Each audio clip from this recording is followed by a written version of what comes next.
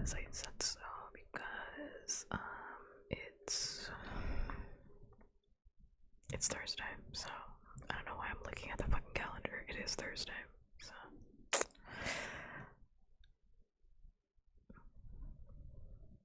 yeah, it is a Thursday.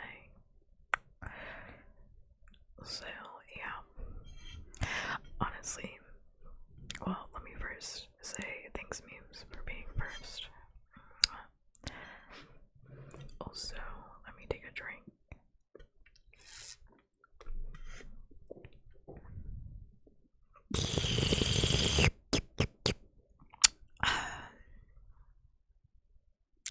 Yeah, thanks for the thirsty redeem. Yeah, I love taking 2 days off. That's how I'm gonna do it. That's how I'm gonna do it. That's how I'm gonna do it. Love taking 2 days off after the donathon. Love taking 2 days off. It was great. It was fantastic. 2 days. I spent it living my life without you, memes. living it without everybody else. I vibed the fuck out. I vibed out, and it was great. I vibed out, and it was fantastic. It was great. Honestly, like I really did love it because it felt like I was like a kid again. Like I was like, oh my god, there's so much time in the day. There's so much time in the day. Wow. I was like, wow. I was like, damn, look at the time. There's still so much left to do. I loved it. I was like, wow. Because like I love streaming. Don't get me wrong. I'm literally about to do a donathon and it's gonna be like 2 weeks, 3 weeks of me non-stop streaming.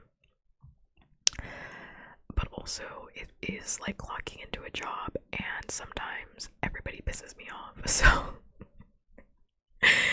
it is like I'm clocking in and sometimes everybody's pissing me off. So I was like, oh yeah, I kind of forgot. There's so much time left in the day and I stream for so long. Like I usually stream for like 5 hours. 5 hours is so much time. Like I like streaming again. I have to reiterate this. Like I like doing it. Otherwise, why am I here? But it's like I was like, damn, 5 hours is a lot of time. Like you actually do a lot. You could do a lot in 5 hours. I was like, damn, you could actually do a lot of shit in 5 hours. I've been like waiting to watch this web series for the longest time. It's been like months. Like this web series came out like 3 months ago, and I haven't watched it because normally during the time that I would watch stuff, I stream. Like if I have any free time, I just stream. I just like stream for an extra hour. I stream. But because I took 2 days off, I was like, oh my god, I actually have time to watch this, and I sat down and I watched it all in one night. I was like, wow, you can actually get so much done in one night. I was like, wow, this is great. This is fantastic. This was what I needed. I needed to sit down and watch this. It was great. I loved it. So I'm having a great time. I'm ready to get back into this, and also I would have been on time today too, but I had to meet with my research team because two of the members of my research team are dropping out. So it's gonna be a fucking hot mess for the next year of my life. I was like, great, this is great. This is fantastic. This is awesome. So yeah, it's gonna be a hot mess for the next year of my life. So we had to meet to talk about it.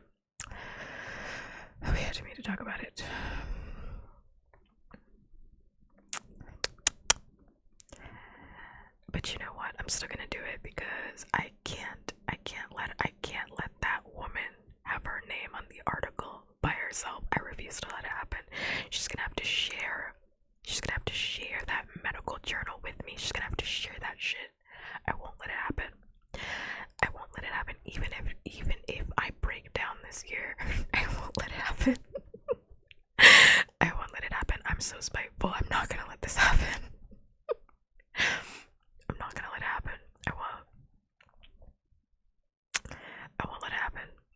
it's so funny because one of the people that dropped out, they texted me before the meeting started, and they were like, I fucking don't want to go. I don't want to go to this meeting. And I was like, oh my god, yes, I don't want to go either. Because none of us wanted to address the elephant in the room, which is the fact that our leader is not a very good leader. Fantastic. Nobody wanted to deal with it. And then also our research sponsor decided to fuck off and just like go and like, it's a hot mess. It's a hot mess. It's a hot mess. But you know what? I'm here. And it's good, great, grand, fantastic. Honestly, like 2 days off really does make me, I'm like, damn. I'm like, there's so much to talk about. I'm like, I should take more breaks. This is great. I'm like, oh, 1 day is not enough. I need to see you guys less. I need to be on stream less. Because I'm like, wow, there's so much to talk about. It really is. So much to talk about. So many topics, and we're not going to talk about a damn one of them. Not one, because today we're going to read Narnia. We're not going to talk about any of it. We're not going to talk about any one of them. Not one, because we're going to read Narnia today. That's my main topic, is Narnia. Yeah, that's my main topic, Narnia. Hello, hi-oh. That is my main topic. I'm like so chronically like offline these days. Like I really am not online. I mean, like I'm online, but I'm not like, I don't know what I do all day. I sleep all day because I'm like, what is all this drama that I see on my Twitter timeline? What is all of this drama? I'm like, oh my god, there's so much drama on my timeline. Like, what is everybody arguing about? Jesus. I'm like, damn, everybody's getting their licks in. Shit. I'm never here for the drama. I never get the Twitter likes. I should have been in the mix so I could get all these likes. What the fuck? I'm over here touching grass. I'm sleeping. What the fuck? This is terrible. Everybody got their licks in the morning. God damn it. Anyway.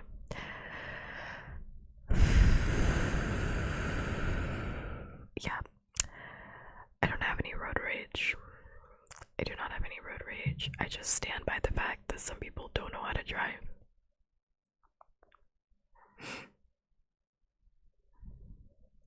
I just stand by the fact that some people don't know how to drive and people are not motivated to go home. You don't want to actually go home because there's something happening in your life. You don't like where you live. You don't like your family, and it's holding me back on the road.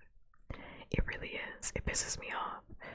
And I'm gonna say it every single time. If it's a 40 zone, why are you going 30? If it's a 45 zone, why are you going 25? Just want to ask you that. Why are you going 25? You know I can't pass you, so you're doing this to piss me off. You know I can't pass you. So you're doing this to piss me off. I hate you. I hate you. I really do. I really do.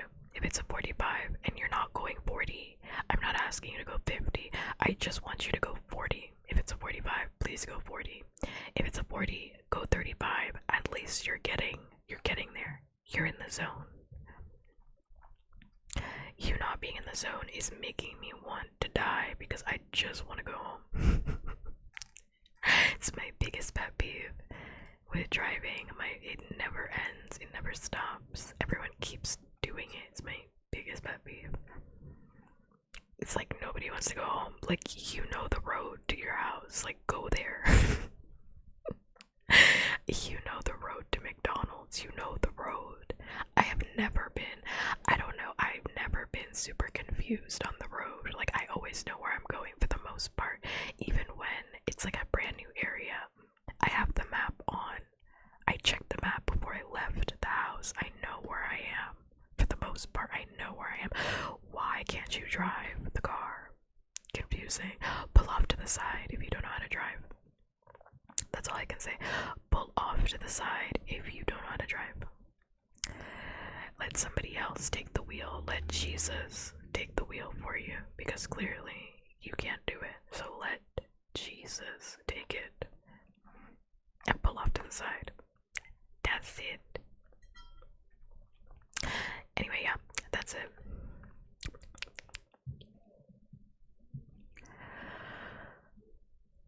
But we're gonna read Narnia. It's gonna take me like an hour for me to recap.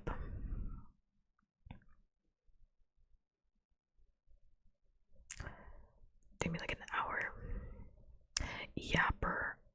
Is that towards me, or is that towards me, or what do you mean by that?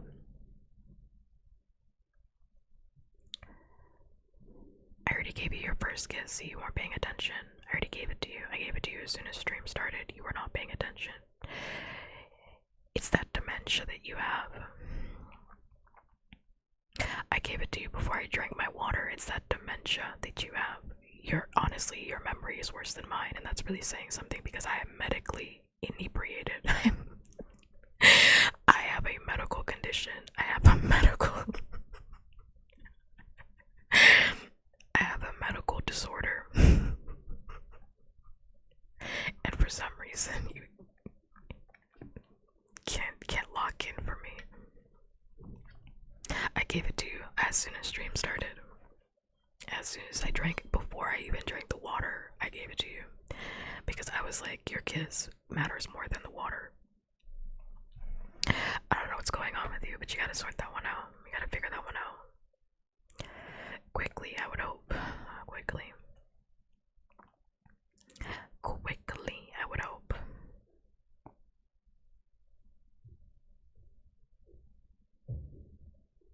What did you type? What did you put in there?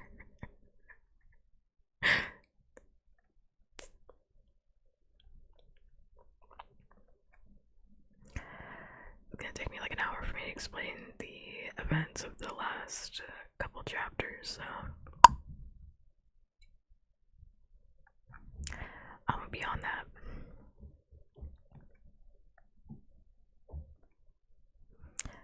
Let me start then. Last time we read chapters. I'm just gonna get into it. Wow, I'm gonna get into it. Whoa. Why is this book falling apart? What the fuck? Oh my god. Scary. I thought the book was like falling apart. Thank you for the Kirby. Thanks much. Whoa, I thought the book was falling apart. Scary. Okay. Because it's literally gonna take me like an hour for me to explain it. But I'm gonna try to get through, because I do plan to go to bed tonight. I plan to go to bed tonight. I plan to finish. See, this is the problem. So I did not want to talk about it tonight. I wanted to talk about it tomorrow, but my neighbor's fuck-ass dog is up there, and they're just letting it run around. My neighbor's fuck-ass dog. This fuck-ass dog that I talked about last week that can't fetch for shit. This fuck-ass dog. They don't know how to train this fuck-ass dog. This dog. My neighbors, I'm literally gonna strangle one of them, I promise. One of these days, you'll catch me on the 7 o'clock news, okay? What happened in the last chapter? When did we stop? I think it was chapter 8. Yes, it was chapter 8. So, we were at chapters 8 through, I think it was chapter 8. Yeah, chapters 8 through, or was it 7? No, 7. Yeah, it was like 7 through, yeah, because we started at the beavers. So chapter 7 through 13 that we read last time. 7 through 12, we're on chapter 13 right now. Even though that's an unlucky number. 1, 2, 3, 4, 5. So you have 5 more chapters left till the end of the book. Fantastic. Yeah. So the last time that we were here, we started off with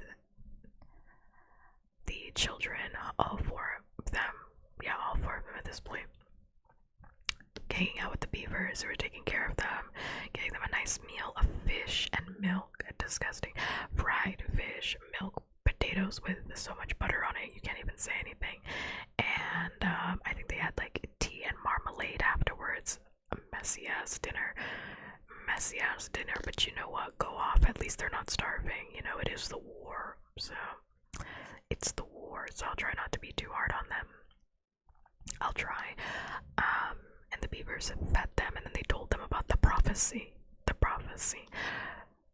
And what prophecy, pray tell, am I talking about? The prophecy of the two sons of Adam and the two daughters of Eve, two human male children and two human female children coming into Narnia and saving the day, essentially, along with Aslan returning. Those are the two prophecies.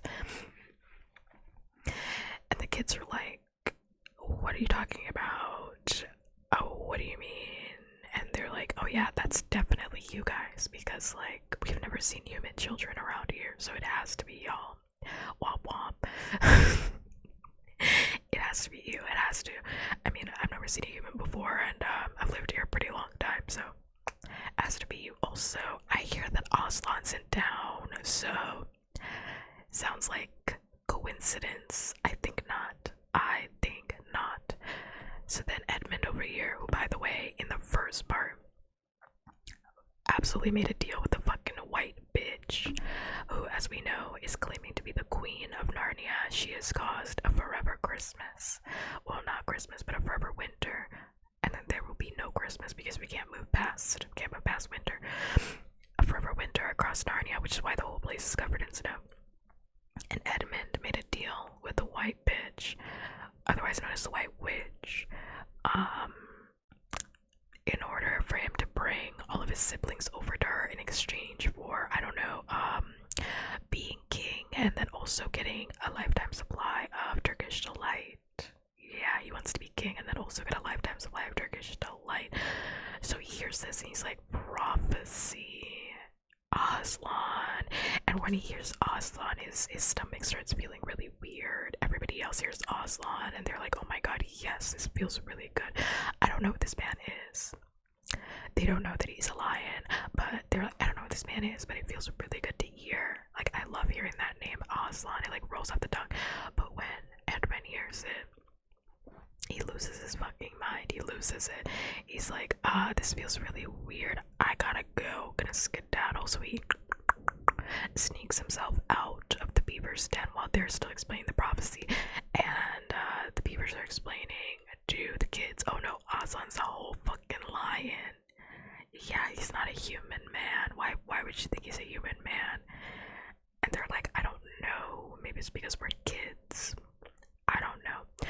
So Edmund has decided he has snuck himself out of the house and he's booking it. He's booking it to the White Witch because he's like, I gotta go tell her what I know. I gotta go tell her, because if we meet Aslan, yeah, I'm never gonna be able to become king. I'm never gonna get that. I'm never gonna get that Turkish delight, and I really want that Turkish delight. So I'm gonna run. I'm gonna go tell her. So then he runs, and he goes and tells. Starts knocking on the door. Hey, bestie. Hey. I know you told me to bring my siblings the last time that we met, but I don't have them. But I'm here, and I know where my siblings are. And the White Witch is not happy. She's like, oh, I really don't want to have to take care of this fucking kid, but I guess since, you know, he's my only key to finding the rest of the children. It's because he's Edmund. It has nothing to do with the fact that he's British or a child. It's because he's Edmund. So Edmund's like, whoa, what's with this attitude? Whoa, you were so nice to me last time. What the fuck? I was not expecting that. Plot twist, was not expecting that. Even though everybody knew. was like, damn, I guess when they told me that you were a white witch, I should have listened to them, because now Edmund is prisoner. Yeah, prisoner. Prisoner, which is so funny because I think in chapter like 4 or something they told him that that's what she was gonna do, and he was like, no. No way, no way. She was so nice to me. No. Prisoner, yeah. Who could have ever seen this coming, the consequences of my actions? Oh no. Surprise Pikachu. So, yeah. Edmund, I have to sit up because I'm sitting on one of my ass cheeks right now. Give me 1 second.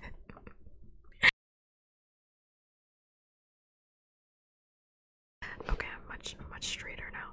So, Edmund is now a prisoner, and they give him like stale bread, and he's like, no, I want Turkish delight. What the fuck? I thought you said you were gonna be Turkish delight. Like, what is this? And the white witch is like, you're gonna want to eat that because it might be the only fucking bread you get for a very long time. And Edmund's like, damn it, damn it, damn it, damn it, I should have been out with my fucking siblings, damn it. And he's eating that stale bread and drinking that gross water that he's offered. Damn. Meanwhile, the white witch is plotting. She's like, yeah, she's commanding her wolf army, and she's like, yeah, I'm gonna need you guys to go to where Edmund just told me those children are, and if you see those kids, kill them for me. Yeah, just kill them. It's okay. I mean, man, I just need to make sure that they're dead. And then when, if you don't see them, head over to where he said that Aslan is, and if they're over there, kill them. Either way, they're gonna die, so just get there before me, because I have to go check out some stuff.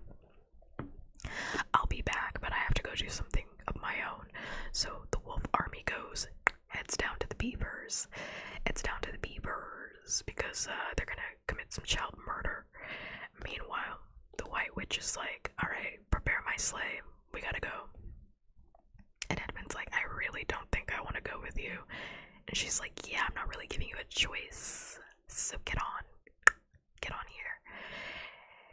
Because Edmund also, did I mention that it's snowing? Yeah, it's snowing, and Edmund booked it to her in the snow, and he didn't remember to bring his coat because he was sneaking out, so he's cold as shit, and he just ate all that stale bread, and he's feeling real bad right now. And he's like, I don't think I want to get on. And the white witch really doesn't give a fuck because she puts him right on that sleigh with her assistant, who is a dwarf, their assistant, and they start sledding off into a different direction from the wolves. Meanwhile, switching over. Meanwhile, I mean, to be fair, she also offered him to be king, so it's like king and Turkish delights. I mean, the king part is like way more compelling, but it does not help that he keeps talking about the Turkish delights. It doesn't help. It truly doesn't. Meanwhile, we flash back over to the beavers, and the beavers are explaining the prophecy, and then everybody starts looking around, and they're like, 1, 2, 3, 1, 2, 3, 1, 2, 3. The prophecy says that there are 4 kids. Where is the 4th kid? Where's Edmund? Everybody starts blinking. They look at each other. When was the last time you saw Edmund? Did Edmund even come inside? Did he even eat dinner with us? What the fuck? Where's Edmund? And they start looking for him. The kids go crazy. They start looking for him. And the beavers, they're starting to pack. The beavers start packing. They start getting their shit together. And the kids are like, why aren't you helping us find Edmund? And the beavers are like, what the fuck do you think happened to Edmund? He went to go be with that white bitch. He went to go be with the white witch, obviously. No, what do you think? He heard the prophecy and then he went to go tell, so we have to go beat him to Aslan, otherwise we're gonna be in some big fucking trouble right now. And the kids are all like, I don't think that our brother would have done that. I really don't believe that. And the beavers start giving the kids the old 1-2 up and down look, and they're like, okay, do you know your brother?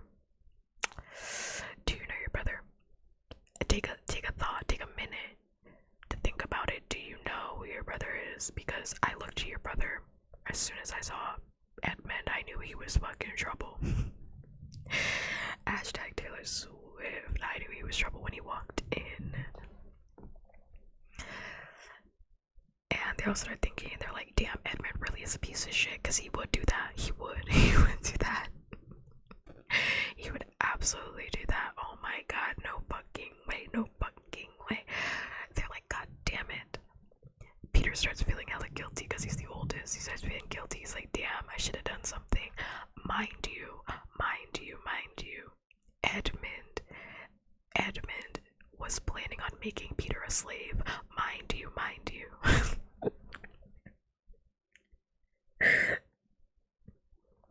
Edmund was quite literally planning on making Peter a slave if he became king, mind you. Meanwhile, Edmund is over here, a slave himself. Crazy work, crazy how that karma comes in. Anyway, Peter starts feeling guilty, but there's no time to feel guilty because the beavers start explaining, well, if Edmund left like 30 minutes ago, he's probably telling the White Queen right now. White Witch, not a real queen. White, also hi Red Wolf, is probably telling the White Witch right now. That means we got, let's think about that. Let me do the math in my head. I'll be boop boop boop boop boop boop. We have 30 minutes. Yeah, we have 30 minutes. We gotta get the fuck out of here because she should be here in no time. So we gotta pack and go. We have to go straight to Aslan right now. And all the kids are like, damn, I guess we're gonna have to leave that motherfucker. I guess we're gonna have to leave Edmund. We'll find him. We'll get him. We'll get him another day. We'll get him another day. It's gonna be alright. So they all start packing. And they leave with the beavers. And they're like, what are we supposed to do? What are we supposed to do? Because, like, I mean, she's gonna be here in like 30 minutes, right? I mean, like, we're never gonna beat her. We're never gonna beat her. We're never gonna beat her. It's never gonna happen. And the beavers are like, well, we don't have to beat her. We just have to, be discreet. That's all that matters. Just be as discreet as possible. 30 minutes. They got 30 minutes. Gotta be as discreet as possible in these woods, We just have to make sure that she doesn't make it to Aslan first, but they don't know. They don't know that the White Witch is actually going in a different direction because she has her own business, so she's not even around these parts, but they don't know, so they're just like, we have to just, hope that she doesn't make it and just be as discreet, because if she sees us, it's gonna be even worse, because then the prophecy will never come true. So they start heading in the dark of the night. Mrs. Beaver brings snacks because she's like, I know everybody here is gonna get hungry. She brings all the snacks. She packs snacks for everybody, and they start a trekking. They start a going, and everybody's tired. Everyone's having a bad time during this trek. Everyone's having a terrible time. They're like, damn, we should have never come to fucking Narnia. We should have never come to Narnia. This is awful. Now we're in the middle of a fucking war. Like, what is this? We're part of a prophecy. Like, we now think we're like watching out for this White Witch who said she's gonna like turn us into stone or kill us. I think she said she wants to kill us. And we're just kids. Like, what the hell? This is too much. It's actually too much. But they keep going anyway, and I think it's actually a good time to switch. So meanwhile, this is all happening. So they've left the beaver place. Edmund is having the worst time of his life. Edmund is really having the worst time of his life. Terrible time. Terrible, terrible, awful time. He is a slave on this sled that is being pulled by reindeer. He has snow all up in his face because they're going so fucking fast. He's miserable, he's cold. He's like, damn, I actually miss my siblings. Like, this sucks.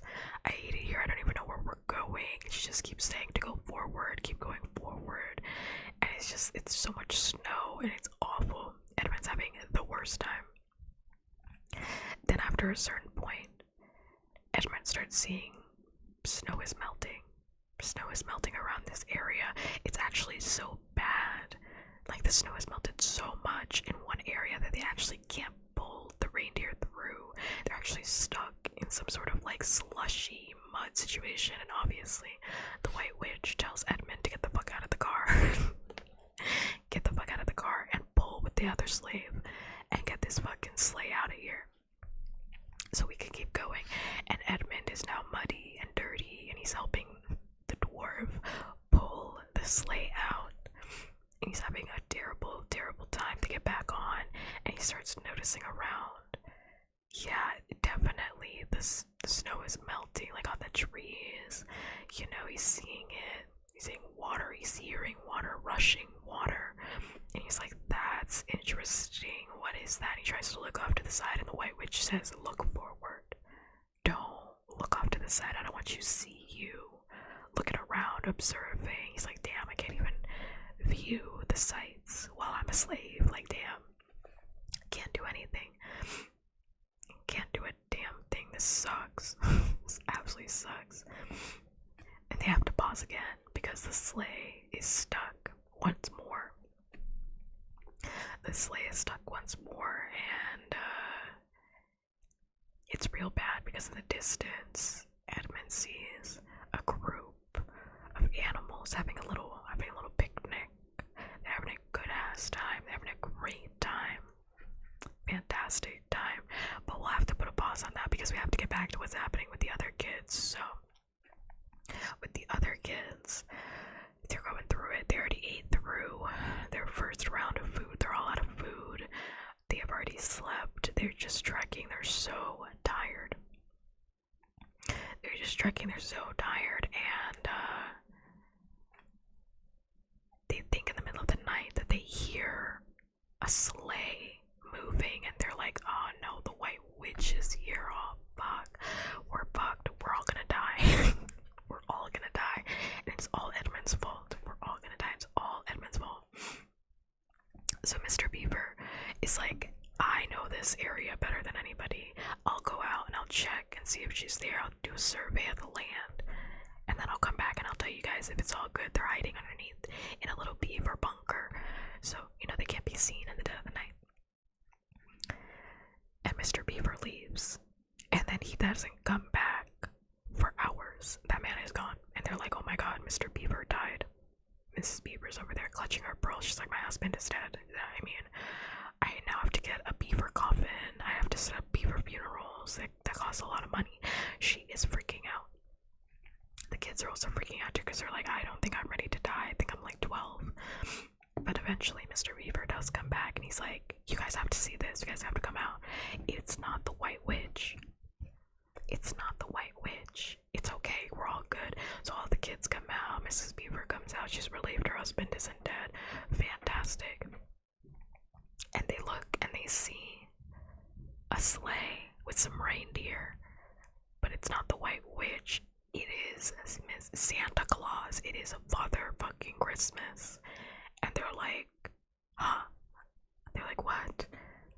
Who? What? Where? When? How? Because last time that we checked, there was a forever winter happening, and Christmas could never come because it was a forever winter. So what does this mean? That we are seeing Father Christmas? They don't even have time to process that. Because Father Christmas is like, hey besties, I have gifts for every single person. Congratulations, it's Christmas. And they're like, oh my god, thank god we're finally having something nice happen to us. Thank you. So then Peter goes first. Well, actually the Beavers go first. So Mrs. Beaver, she gets a new sewing machine because, you know, she had to leave that shit behind when she was helping the kids. She's like, the sewing machine didn't fit inside of her bag, so she had to leave that behind. So she has a brand new sewing machine. Mr. Beaver has some new renovations at his little beaver dam. They're both so excited. Then Peter, he gets a sword and a shield, and has this lion on the front. And has this lion on the front.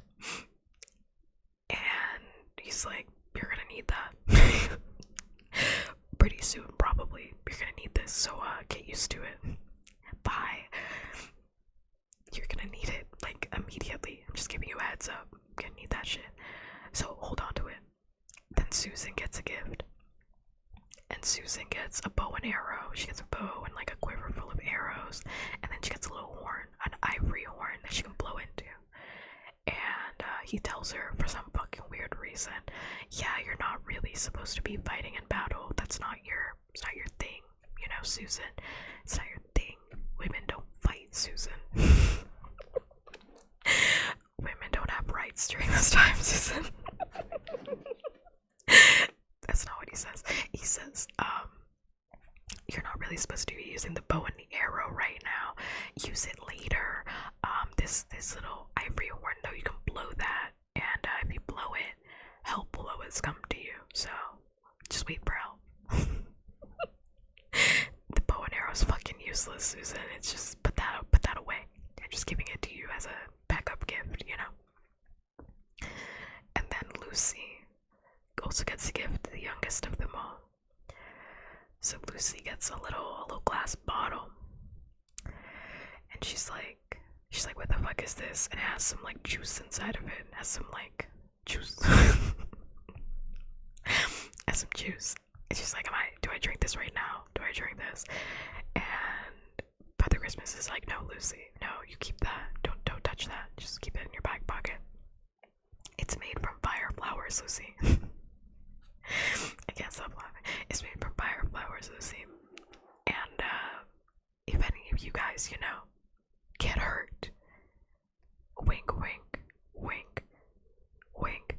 If any of you get hurt, you might just put a little smattering of that on there. It'll fix you right up. It'll fix you right up.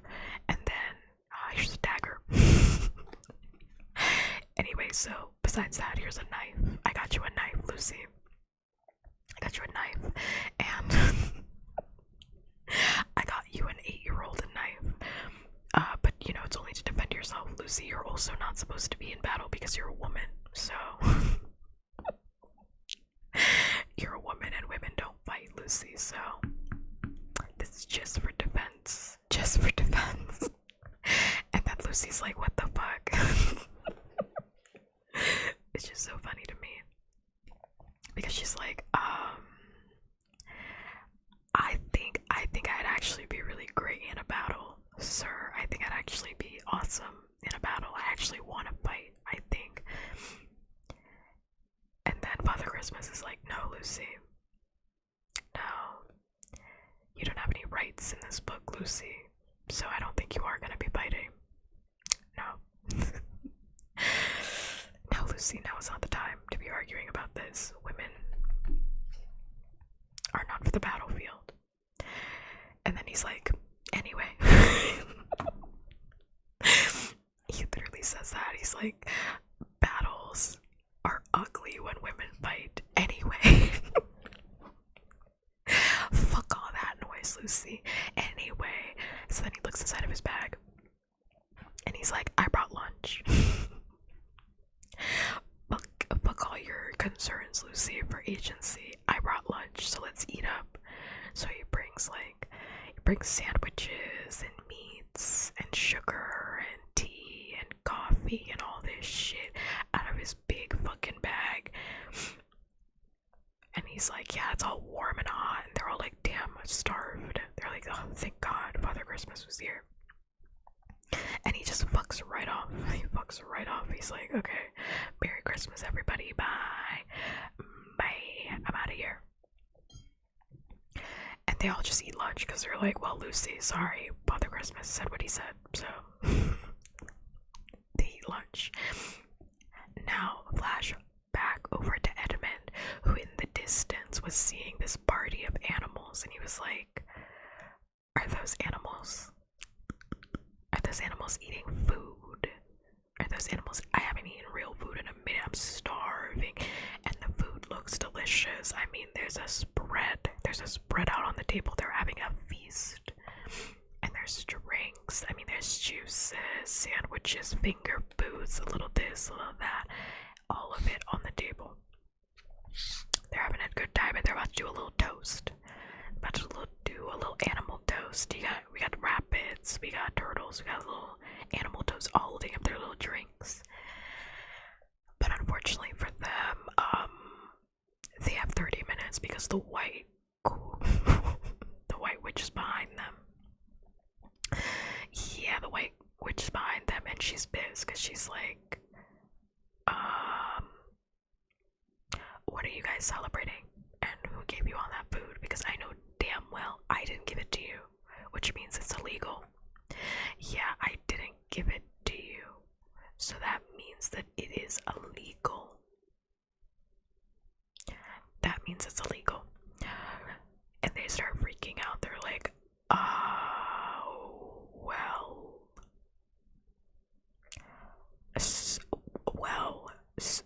so there's this guy,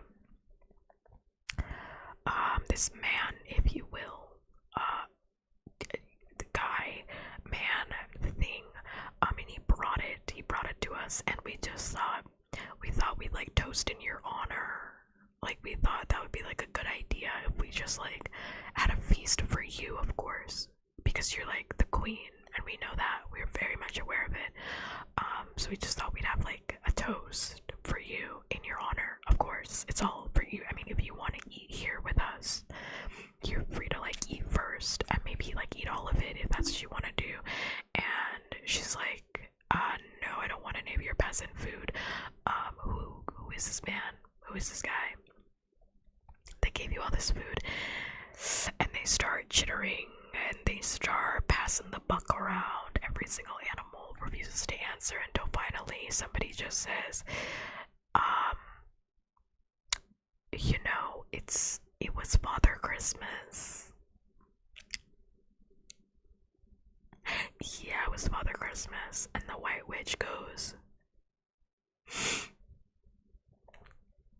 what did you just say? And they're like, yeah, Father Christmas, Father, yeah, that's who brought it to us. And she's like, yeah, I know damn well you didn't just say that name. Yeah, I know you didn't just say that name. You know how much I hate to hear. You know how much I hate to hear that. You know I don't like to hear that man's name because if you say his name and you're saying that he's here, there's no way that he could have been here, because if he was here, that means that my power is waning, because it's never supposed to be Christmas. Do you understand that? Do you understand that it's never supposed to be Christmas because my power is that strong? And they don't even have a chance to answer because they're all turned into stone, of course. She lifts up her little wand and she goes boop, and they're all stone. Everybody's stone. She even makes the food stone, which is pretty fucked up because the food, Edmund could have eaten that. Edmund could have eaten that, and she makes everything into stone. Yeah, no more feast, no more animals. And Edmund, for the first time in his life, he's like, I actually feel really bad. I actually feel really fucking bad for those animals. Like, they didn't even do anything. Like, they just got gifts from Father Christmas. Like, they really truly didn't even do anything. Damn, this sucks. This absolutely sucks.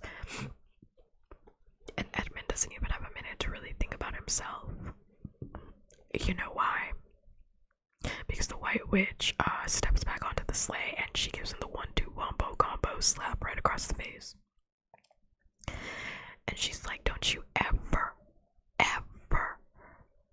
feel bad for these traitors, these spies. What is wrong with you? What is wrong with you? He's over there clutching his cheek and he's like, damn, this bitch hit me. What the hell?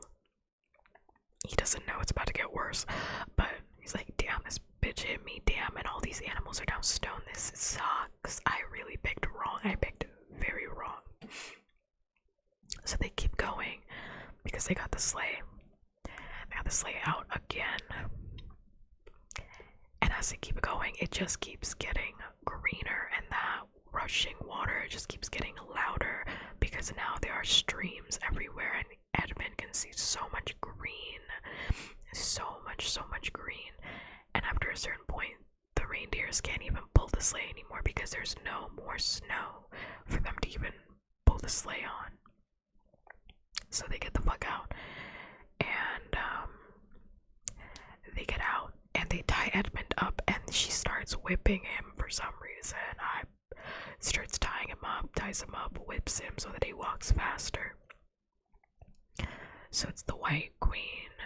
I'm just gonna call her the White Queen, White Witch. Pick your poison.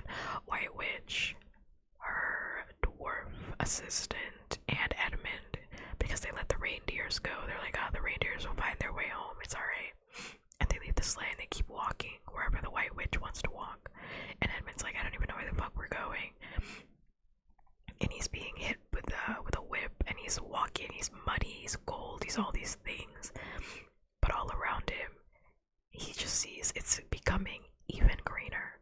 It's becoming even greener. I mean, there's fields of green now. It's lush, it's beautiful. There are flowers. He can hear birds for the first time. He's hearing birds in Narnia. He has never heard birds here. There's birds, there's mist. He looks to his left and he sees there's a fucking waterfall. I mean, the water is rushing. The trees are treeing. Everything is happening. And they pause in the middle of this luscious green field filled with flowers and birds and bees and primroses, and are overtaken with an obvious truth. And the dwarf turns to the White Witch and is like, yeah, this looks like spring. This looks like spring. I mean, what are we supposed to do? This means that your winter is dying. You know, like Aslan. And the minute she hears that, she's like, if either one of you ever say that man's name, I will kill you. I'll kill you. Meanwhile, when it comes to the kids, they just finished their delicious meal. They finished it, you know, and they're starting to see too. They're like, damn, it's actually kind of green all of a sudden. It's actually like, I think I see the sunlight. They're like seeing sun. There's like moss all around them. They actually have to ditch their coats because it's not even that cold anymore. It's not as cold as it used to be. And they're still going towards Aslan because the beavers said at the beginning that, you know, the prophecy tells them that Aslan's gonna be back. They know where Aslan's at. He's at the stone slate, I think is what it is. They're the stone slate. So they're taking them. They're supposed to guide them over. So they're still heading towards it. And the stone table. And they get to this really, really high mountain, and they're like, damn, is that the sea? They can see the sea now. And they can see this stone table. And they see a big ass fucking lion. To put it lightly, they see a big ass fucking lion. And they're like, well, I mean, I'd have to imagine. This is Aslan. I have to imagine. This is the guy. And he's surrounded by dryads and naiads and centaurs and all of these beings. And they feel a bit hesitant to kind of talk to him because he's a little scary. I mean, he's a big ass lion and they are human children. So they're like, which one of you is gonna go talk to him? And they start fighting because nobody wants to break the ice. And eventually Peter's like, I'll do it. I'll do it. I'm the oldest. It's fine, whatever, who cares? So then Peter goes and he's like,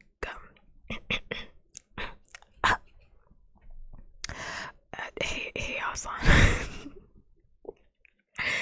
And Aslan turns around, he's completely unfazed. He's like, oh my god, hey Peter, yes, son of Adam, Susan, Lucy, I've been waiting for you guys. Shout out the prophecy, I've been waiting for you. Also, I beavers, I know about you. He beaver, she beaver, what's up? And they're like in awe, they're like, oh my god, Aslan knows who we are. Like, Aslan, this is fantastic. Like, you're actually real and alive. And Aslan's like, yeah. Wait a minute. Aren't there supposed to be 4 of you? I'm counting 1, 2, 3, 1, 2, 3, 1, 2, 3. The count's off. Yeah, there's definitely supposed to be 4 children for the prophecy. And they're like,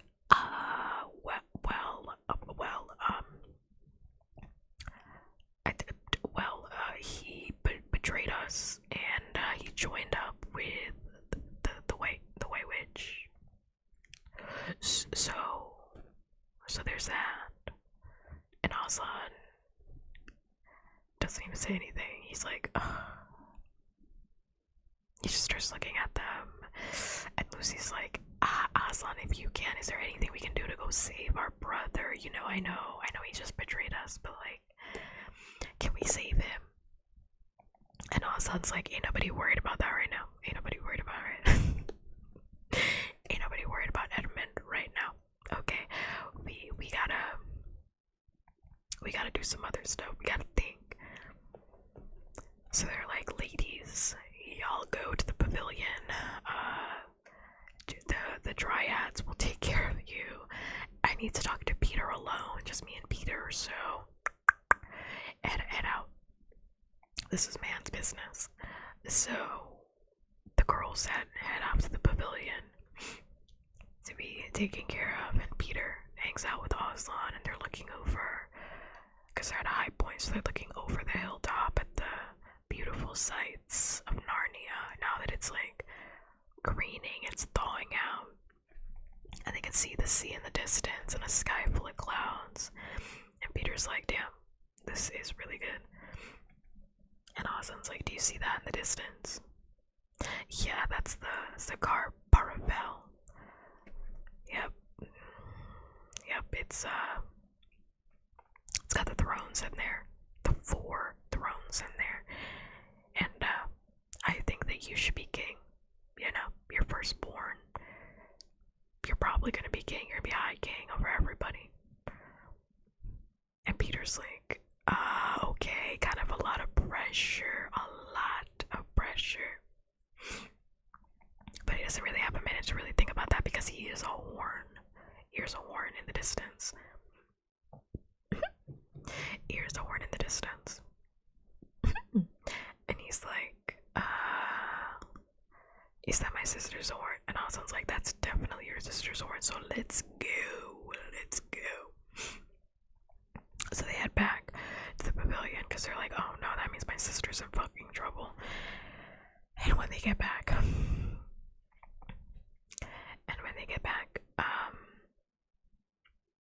yeah, they're in trouble because the wolves are here. You remember the wolves from before that were sent to go fetch the beavers? Yeah, they're here now. And they are chomping at the bit. They're chomping at the bit for Susan. Lucy's fortunately not in any trouble, but they're chomping at the bit for Susan, who's stuck in a tree for some reason. She climbed up a tree, died from the wolves. And nobody's helping, because Aslan told him. Nobody's helping because Aslan said, let the man earn his keep.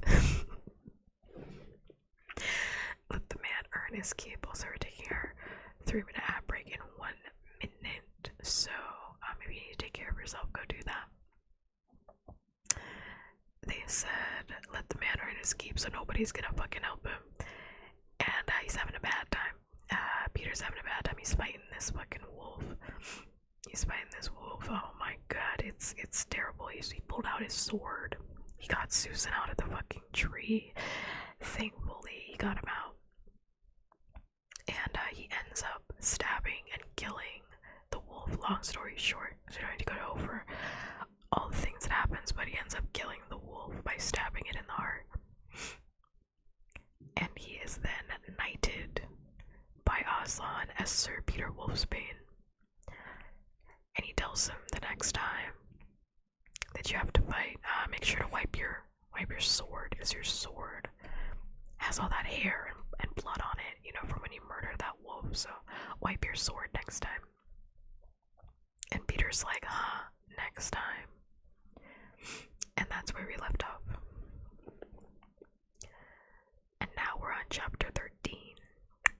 you it was gonna take like an hour. I was like, it's literally gonna take like an hour for me to get through this summarization. This entire summarization.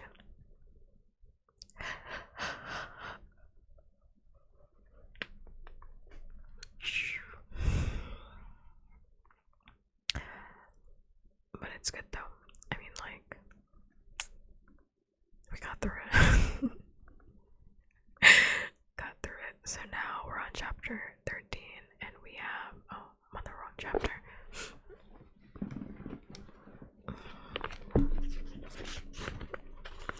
So now we're on chapter 13, and I'm just gonna go for it. Wow. So if you're not already, get comfy, get cozy as you can be, as comfy as you can be, and just relax. Hopefully I will finish the rest of this book in the time that we have. No, hopefully I'm gonna finish it because I'm not taking this shit to the next stream, so I'm gonna finish it. Yes. Chapter 13. Deep magic from the dawn of time. Now we must get back to Edmund.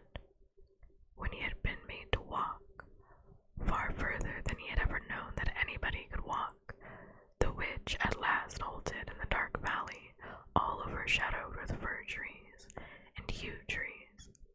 Edmund simply sunk down and lay on his face, doing nothing at all, and not even caring what was going to happen next, provided they would let him lie still. He was too tired even to notice how hungry and thirsty he was. The witch and the dwarf were talking close behind him in low tones. I'm laughing because like Edmund, yes, he's like such an annoying child, but also he is a child, and like all of this could have been avoided if Edmund just stayed his ass home. If his sibling just yoinked him up from the beginning, all of this could have been avoided. Because I was saying it last stream, if I was fucking Peter and that was my sibling, I would have been like, I'm literally holding your hand and I better not feel you. I better not feel you let go of my hand. If I feel you let go of my hand, you're gonna be in so much trouble, I promise you. I would have never let Edmund out of my sight. Knowing who Edmund is, I would have never even let him roam free. No, said the dwarf. It is no use now, O queen. They must have reached the stone table by now. Perhaps the wolf will smell us out and bring us news, said the witch. It cannot be good news if he does, said the dwarf. 4 thrones in Car Paravel, said the witch. How if only 3 were filled? Would that not fulfill the prophecy? What difference would that make now that he is here?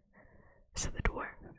He did not dare, even now, to mention the name of Aslan to his mistress. He may not stay long, and then what would fall upon the 3 at Gar? Yet it might be better, said the dwarf, to keep this one.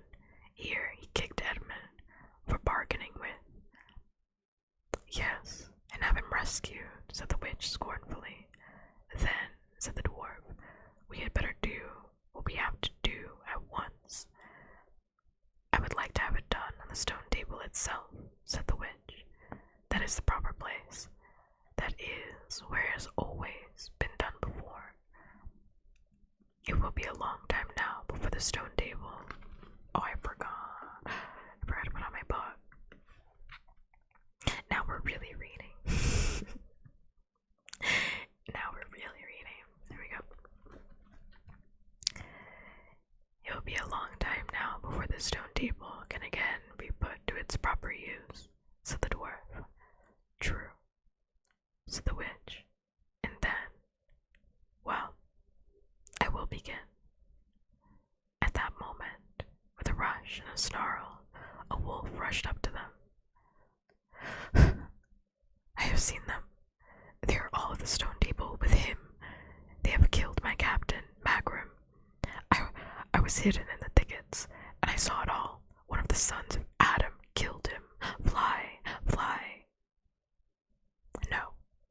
said the witch.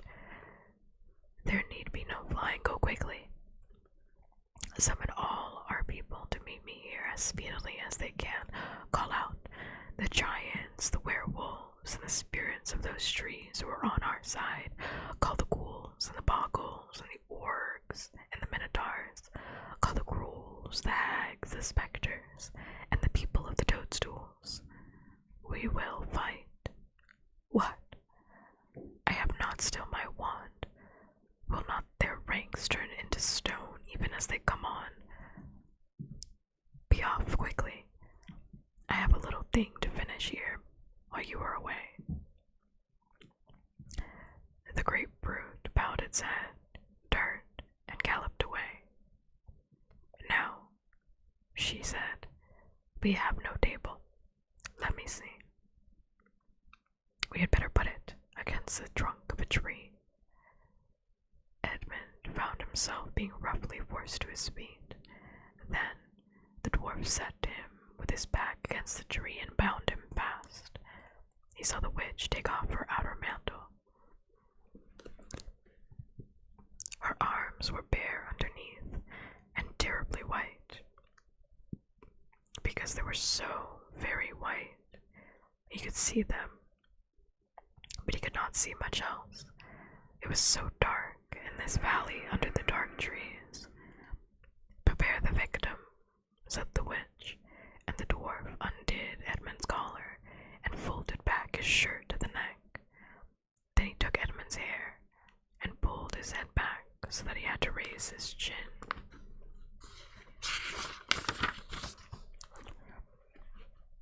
After that, Edmund heard a strange noise, psst, psst, psst.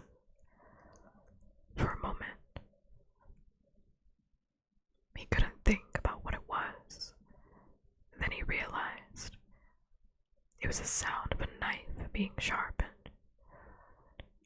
At that very moment he heard loud shouts from every direction, a drumming of hooves and a beating of wings, a scream from the witch, confusion all around him. And then he found he was being united. Strong arms were around him, and he heard big, kind voices saying things like, let him lie down, give him some wine, drink this, steady now. He'll be all right in a minute.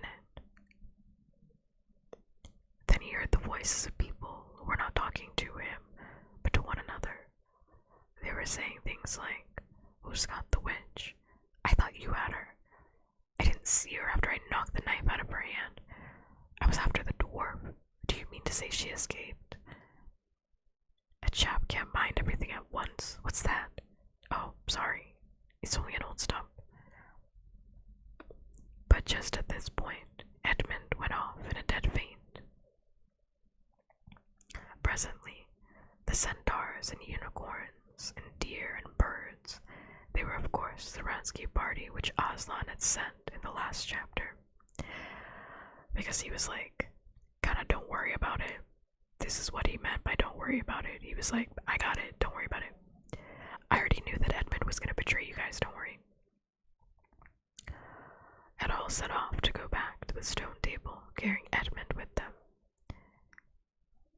But if they could have seen what had happened in the valley after they had gone, I think they might have been surprised. It was perfectly still, and presently the moon grew bright. If you had been there, you would have seen the moonlight shining on an old tree stump, on a fair-sized boulder. But if you had gone on looking, you would gradually have begun to think there was something odd about both the stump and the boulder. And next, you would have thought that the stump did look really remarkably like a little fat man crouching on the ground. Thanks much for the follow, and add a little heart in here under.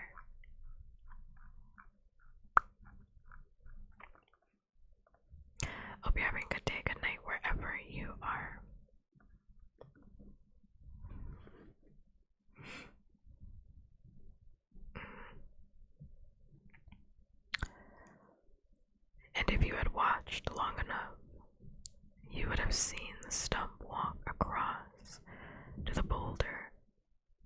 sit up and begin talking to the stump, for in reality the stump and the boulder were simply the witch and the dwarf, for it was part of her magic that she could make things look like what they aren't, and she had the presence of mind to do so at the very moment when the knife was knocked out of her hand. She had kept hold of her wand, so that it had been kept safe too.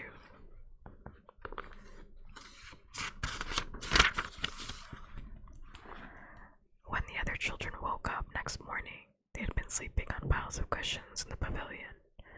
The first thing they heard from Mrs. Beaver was that their brother had been rescued and brought into camp late at night, and was at that very moment with Aslan. Thank you for ASMR Super Duper Cozy, thank you. Get your nap in. I know how important those are, for real. Thanks much. Gonna add a little heart in here and there. Hope you're having a good day, good night, wherever you are. I used to take naps like all the time when I was in college. I would sneak those naps in like anywhere that I could. There we go. Ayo, this says. Ayo. Aye.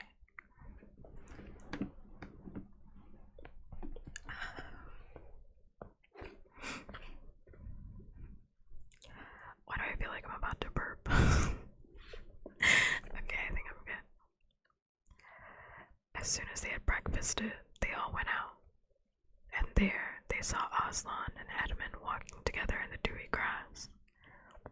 Apart from the rest of the court, there is no need to tell you, and no one ever heard what Aslan was saying, but it was a conversation which Edmund never forgot. As the others drew near, Aslan turned to meet them, bringing Edmund with them. "Here is your brother," he said, "and there is no need to talk to him about what is past." Edmund shook hands with each of the others and said to them in turn, "I'm sorry," and everyone said, "That's all right." And then everyone wanted very hard to say something which would make it quite clear they were all friends with him again, something ordinary and natural, and of course, no one could think of anything in the world to say. But before they had time to really feel awkward, one of the leopards approached Aslan and said, "Sire, there is a messenger from the enemy who craves audience." "Let him approach," said Aslan.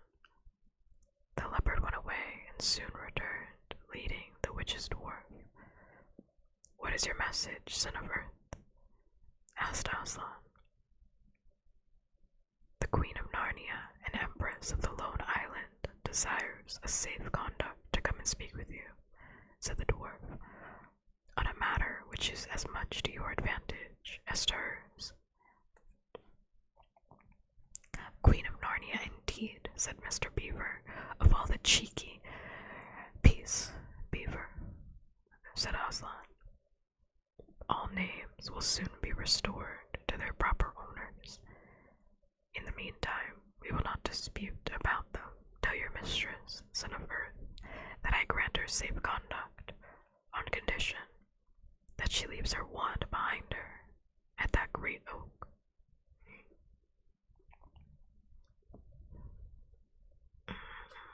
Yeah, college is extremely draining. I mean, I was so happy to be done. I graduated early from college, but like, I was so happy to be done. That's why I graduated early. That's why I graduated early, because I was like, the faster you can get me out of this, bitch, I'll take it. I'll take it. Please do not let me be here for another year. What can I do to be out of here faster?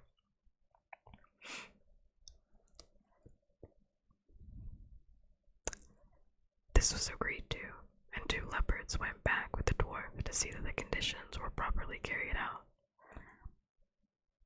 "But supposing she turns the 2 leopards into stone," whispered Lucy to Peter, the same idea had occurred to the leopards themselves. At any rate, as they walked off, their fur was all standing up on their backs, and their tails were bristling, like a cat's when it sees a strange dog. "It'll be all right," whispered Peter in reply. "He wouldn't send them if it weren't." A few minutes later, the witch herself walked out to the top of the hill and came straight across and stood before Aslan. The three children who had not seen her before felt shudders running down their backs at the sight of her face, and there were low growls among the animals present. Though it was bright sunshine, everyone suddenly felt cold. The only two people present who seemed quite at ease were Aslan and the witch herself. It was the oddest thing to see those two faces, the golden face and the dead white face, so close together. Not that the witch looked Aslan exactly in his eyes. Mrs. Beaver particularly noticed this.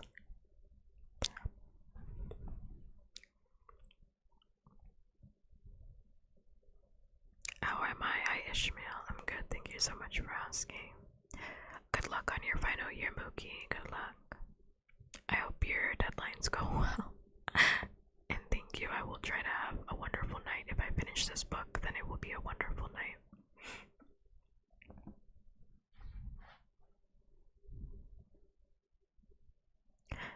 "You have a traitor there, Aslan," said the witch. Of course, everyone present knew that she meant Edmund. But Edmund had got past thinking about himself after all he had been through, and after the talk he had had that morning. He just went on looking at Aslan. It didn't seem to matter what the witch had said. "Well," said Aslan, "his offense was not against you." "Have you forgotten the deep magic?" asked the witch. "Let us say I have forgotten it," answered Aslan gravely. "Tell us of this deep magic." "Tell you," said the witch, her voice growing suddenly shriller. "Tell you what is written on that very tablet of stone which stands beside us. Tell you what is written in the letters deep as a spear is long on the firestones of the secret hill. Tell you what is engraved on the scepter of the emperor beyond the sea. You at least know the magic which the emperor put into Narnia at the very beginning. You know that every traitor belongs to me as my lawful prey, and for that, every treachery I have a right to a kill." "Oh," said Mr. Beaver, "so that's how you came to imagine yourself as a queen, because you were the emperor's hangman. I see. Peace, Beaver," said Aslan with a very low growl. "And so," continued the witch, "that human creature is mine. His life is forfeit to me. His blood is my property." "Come and take it then," said the bull with the man's head in a great bellowing voice. "Fool," said the witch with a savage smile that was almost a snarl. "Do you really think your master can rob me of my rights by mere force? He knows the deep magic better than that. He knows that unless I have blood, as the law says, all Narnia will be overturned and perish in fire and water." Crazy ass rule, but okay. Alright.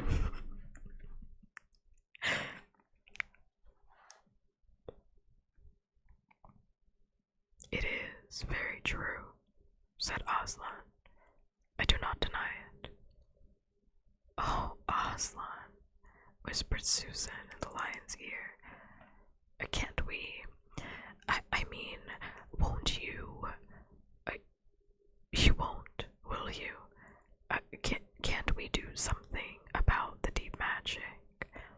Isn't there something you can work against it? Work against the Emperor's magic, said Aslan, turning to her with something like a frown on his face.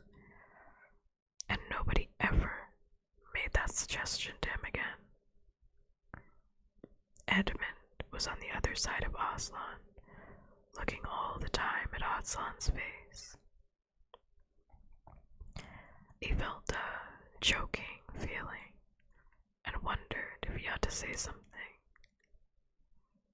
But a moment later, he felt he was not expected to do anything except to wait and do what he was told.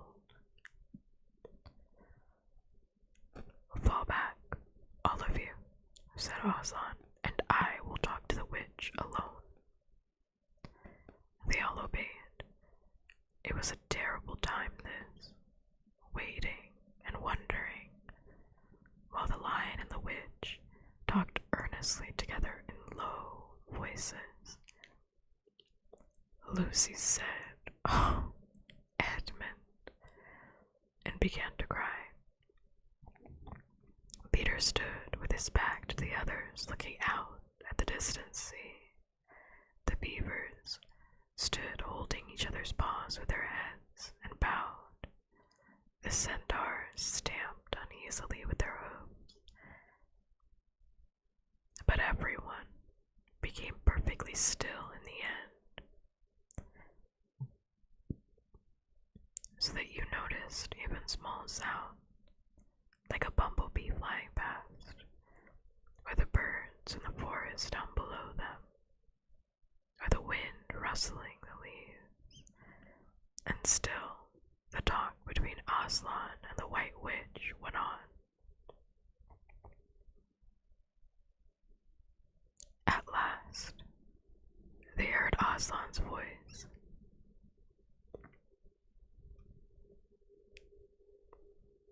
You can all come back, he said. I have settled the matter. She has renounced the claim on your brother's blood. And all over the hill, there was a noise, as if everyone had been holding their breath, and had now begun breathing again, and then a murmur of talk. The witch was just turning away with a look of fierce joy on her face when she stopped and said, "But how do I know this promise will be kept?"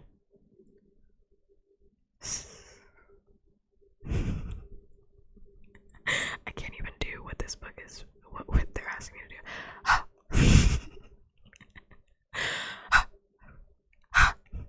I don't even know what this onomatopoeia is.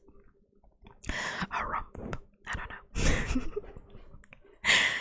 I don't know what they're I'm like, okay, I don't know what that is.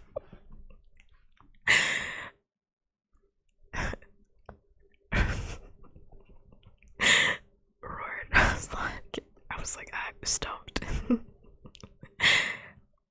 Half rising from his throne, and his great mouth opened wider and wider, and the sound grew louder and louder, and the witch, after staring for a moment with her lips wide apart, picked up her skirts and fairly ran for her life.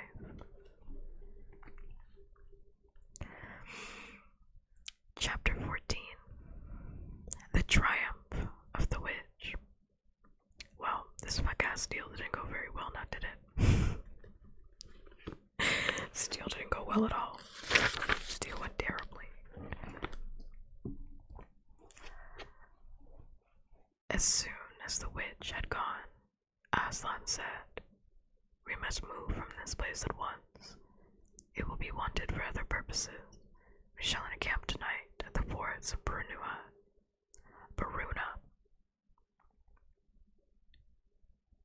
course, everyone was dying to ask him how he had arranged matters with the witch, but his face was stern and everyone's ears were still ringing with the sound.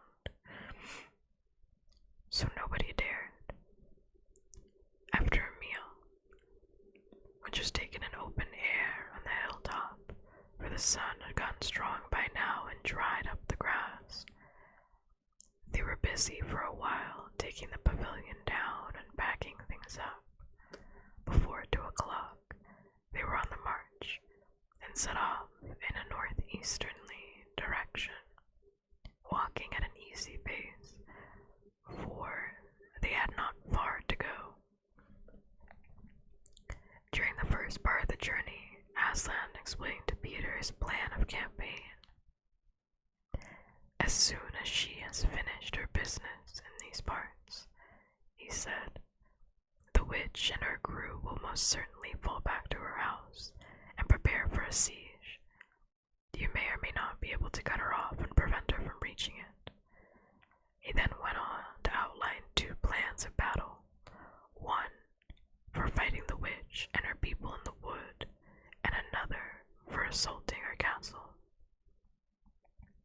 And all the time, he was advising Peter on how to conduct the operation, saying things like, you must put your centaurs in such place, or you must scout post to see that she doesn't do so and so, till at last Peter said, but you will be there yourself, Aslan.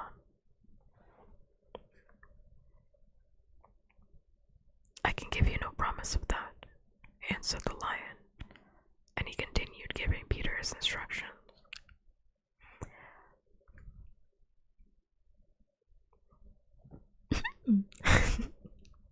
Sorry, I don't know why. It's just like I drank that water at the start of stream and then suddenly it's like the burps don't stop.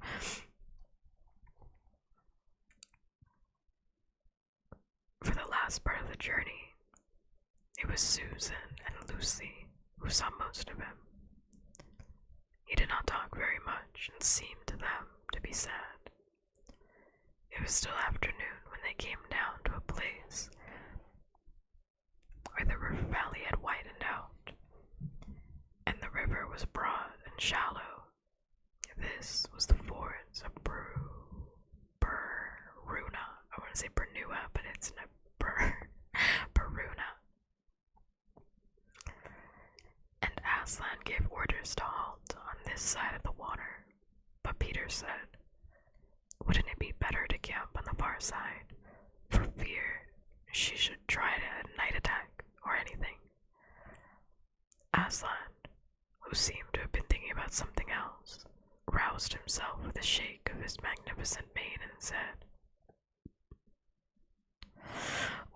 what's that? Peter had said it all over again. No, said Aslan in a dull voice, as if it didn't matter. No, she will not make an attack tonight. And then he sighed deeply. But presently he added, all the same, it was well thought out. That is how a soldier ought to think. But it doesn't really matter. So they proceeded to pitch their camp. Aslan's mood affected everyone that evening. Peter was feeling uncomfortable too, at the idea of fighting the battle on his own. The news that Aslan might not be there had come as a great shock to him. The supper that evening was quite a meal. Everyone felt how different it had been last night, or even that morning. It was as if the good times, having just begun, were already drawing to their end.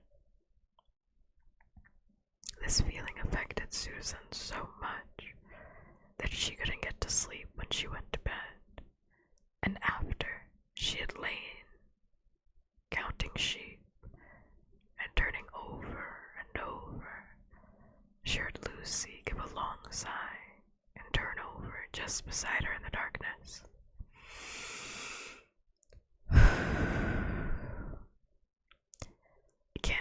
asleep either, said Susan.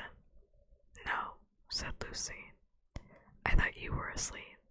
I say, Susan. What? I've got a most horrible feeling, as if something were hanging over us. Have you? Because, as a matter of fact, so have I. Something about Aslan, said Lucy. Either some dreadful thing is going to happen to him, or something dreadful that he's going to do. There's been something wrong with him all afternoon, said Susan. Lucy. What was that he said about not being with us at the battle? You don't think he could be stealing away and leaving us tonight, do you? Where is he now? Said Lucy. Is he here in the pavilion? I don't think so. Susan, let's go outside and have a look around. We might see him. All right, let's, said Susan. We might just be doing that as lying awake here.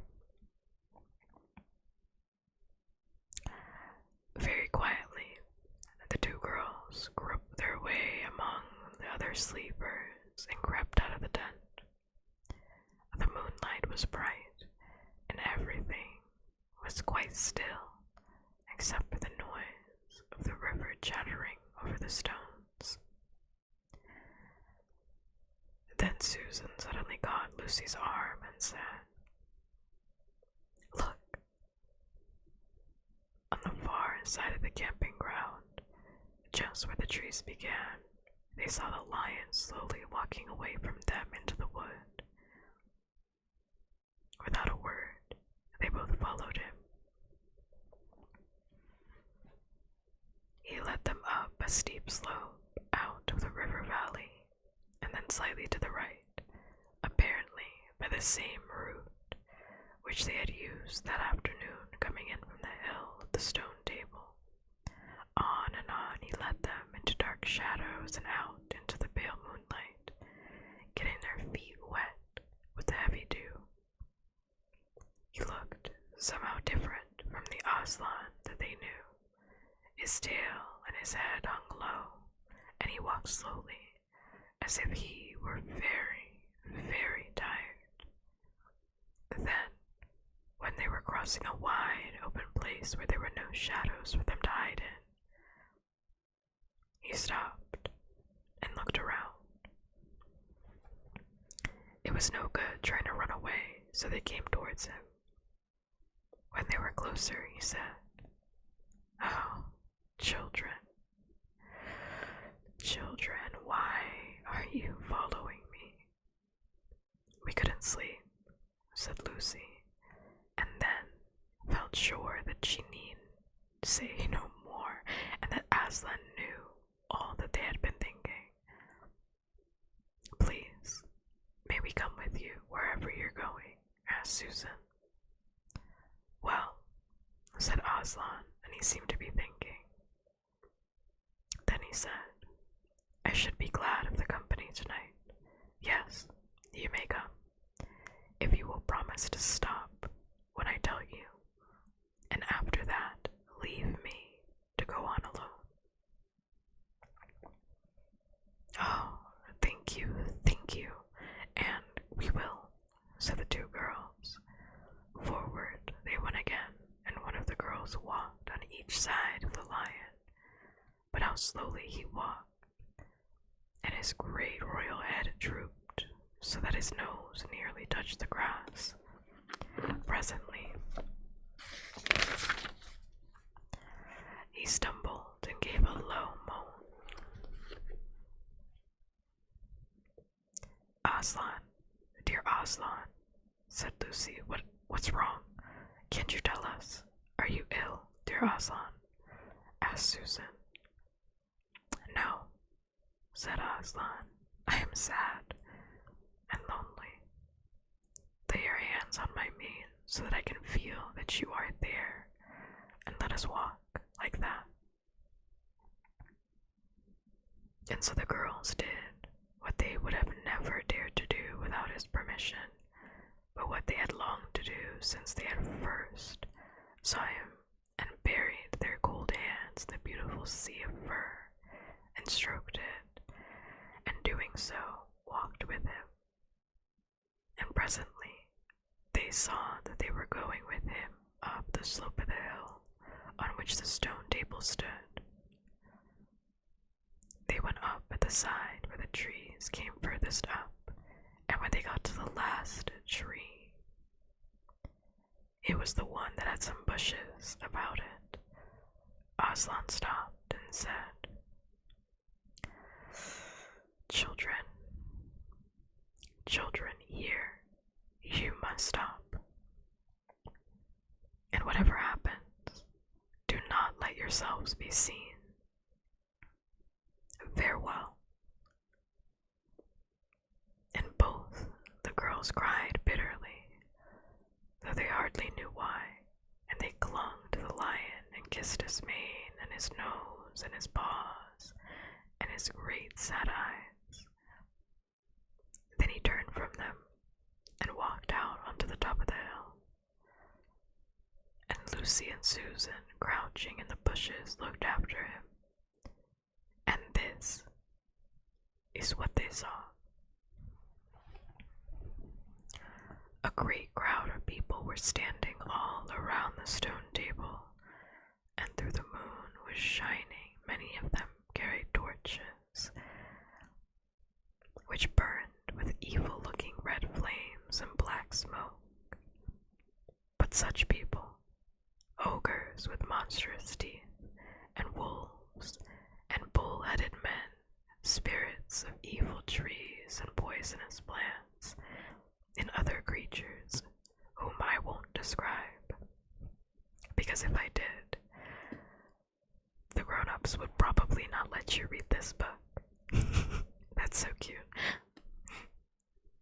It's funny. Okay, I'll pause just to say it's funny he puts that in there, because C.S. Lewis wrote this book for his godchild or his granddaughter, who was like 6 or something at the time.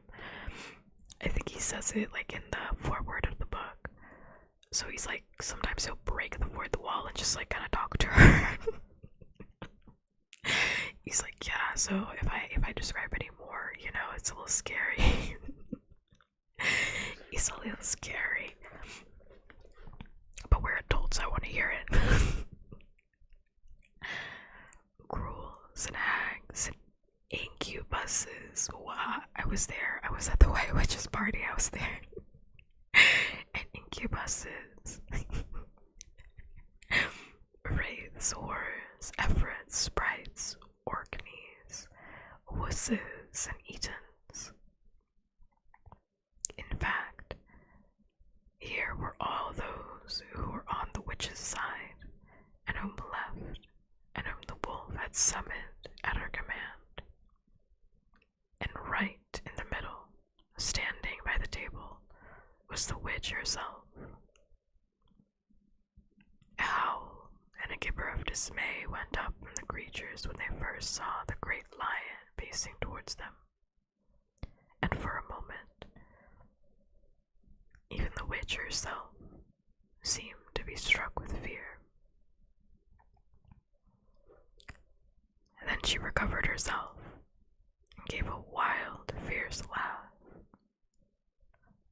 "The fool," she cried, "the fool has come. Bind him fast." Lucy and Susan held their breaths, waiting for Aslan's roar and his spring upon his enemies, but it never came. 4 hags, grinning and leering, yet so at first hanging back and half afraid of what they had to do, had approached him. "Bind him, I say," repeated the White Witch. The hags made a dart at him and shrieked with triumph when they found that he had made no resistance at all. Then others, evil dwarves and apes, rushed in to help them. And between them they rolled a huge lion over onto his back and tied enemy's forepaws together, shouting and cheering as if they had done something brave, though had the lion chosen one of those paws, could have been the death of them all. But he had made no noise, even when the enemies, straining and tugging, pulled the cords so tight that they had cut into his flesh, and they began to drag him towards the stone table. This is crazy because, like, C.S. Lewis is like, yeah, I can't talk about who else was here at the White Witch's party. I can't talk about who else was here at the White Witch's death party for Aslan, but like, hey kids, do you want to hear about this lion dying? It's like C.S. Lewis. I think the kids are gonna get traumatized either way. You might as well have just named who else was there. He's like, yeah, but I will talk about how we're gonna kill this lion in extreme detail. Yeah, that'll be fun for the kids. Like, what? Sir, I think they're scared either way. Let me adjust myself, by the way.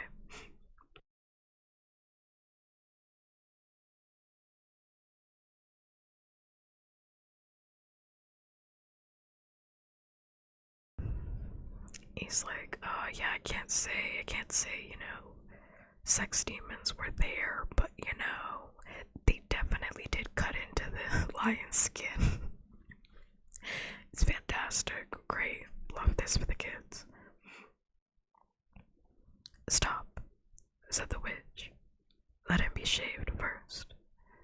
Another roar of mean laughter went up from her followers as an ogre with a pair of shears came forward and squatted down by Aslan's head.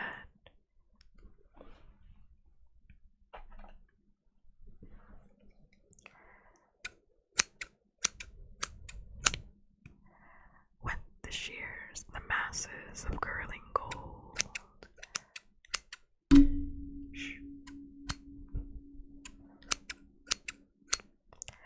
Began to fall to the ground, and then the ogre stood back, and the children, watching from their hiding place, could see the face of Aslan, looking all small and different without his mane.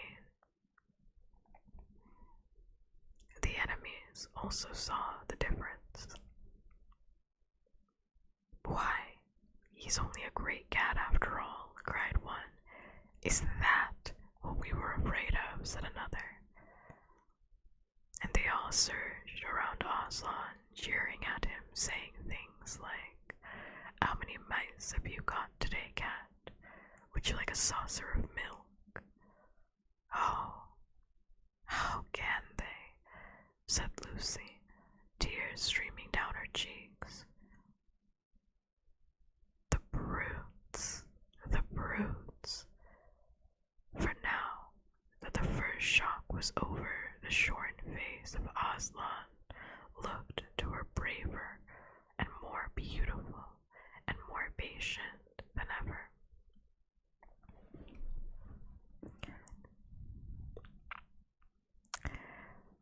Muzzle him, said the witch.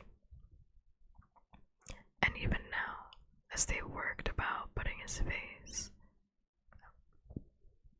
on the muzzle, one bite from his jaws would have cost 2 or 3 of them their hands. But he never moved, and this seemed to enrage all that rabble. Blanket, what does that mean?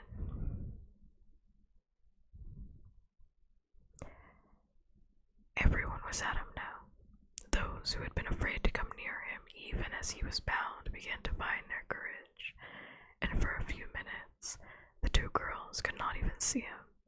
So thickly he was surrounded by the whole crowd of creatures, kicking him, hitting him, spitting on him, cheering at him. At last, the rabble had had enough of this.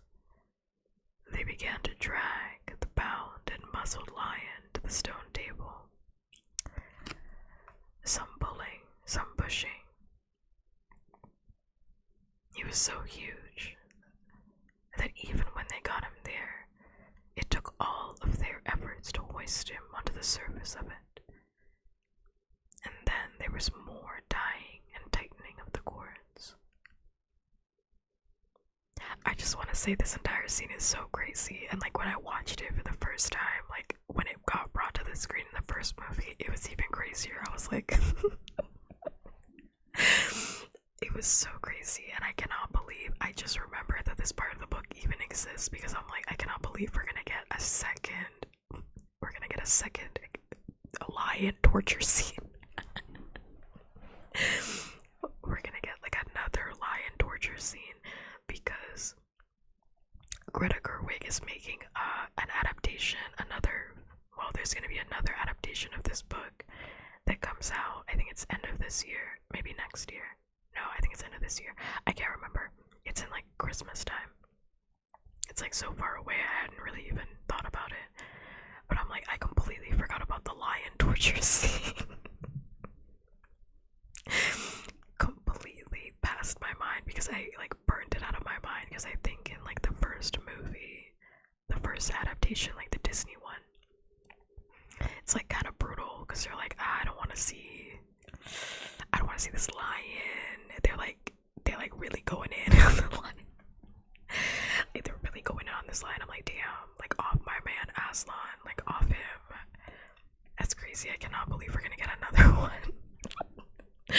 That scene is just so, I mean, like, I'm sure that's why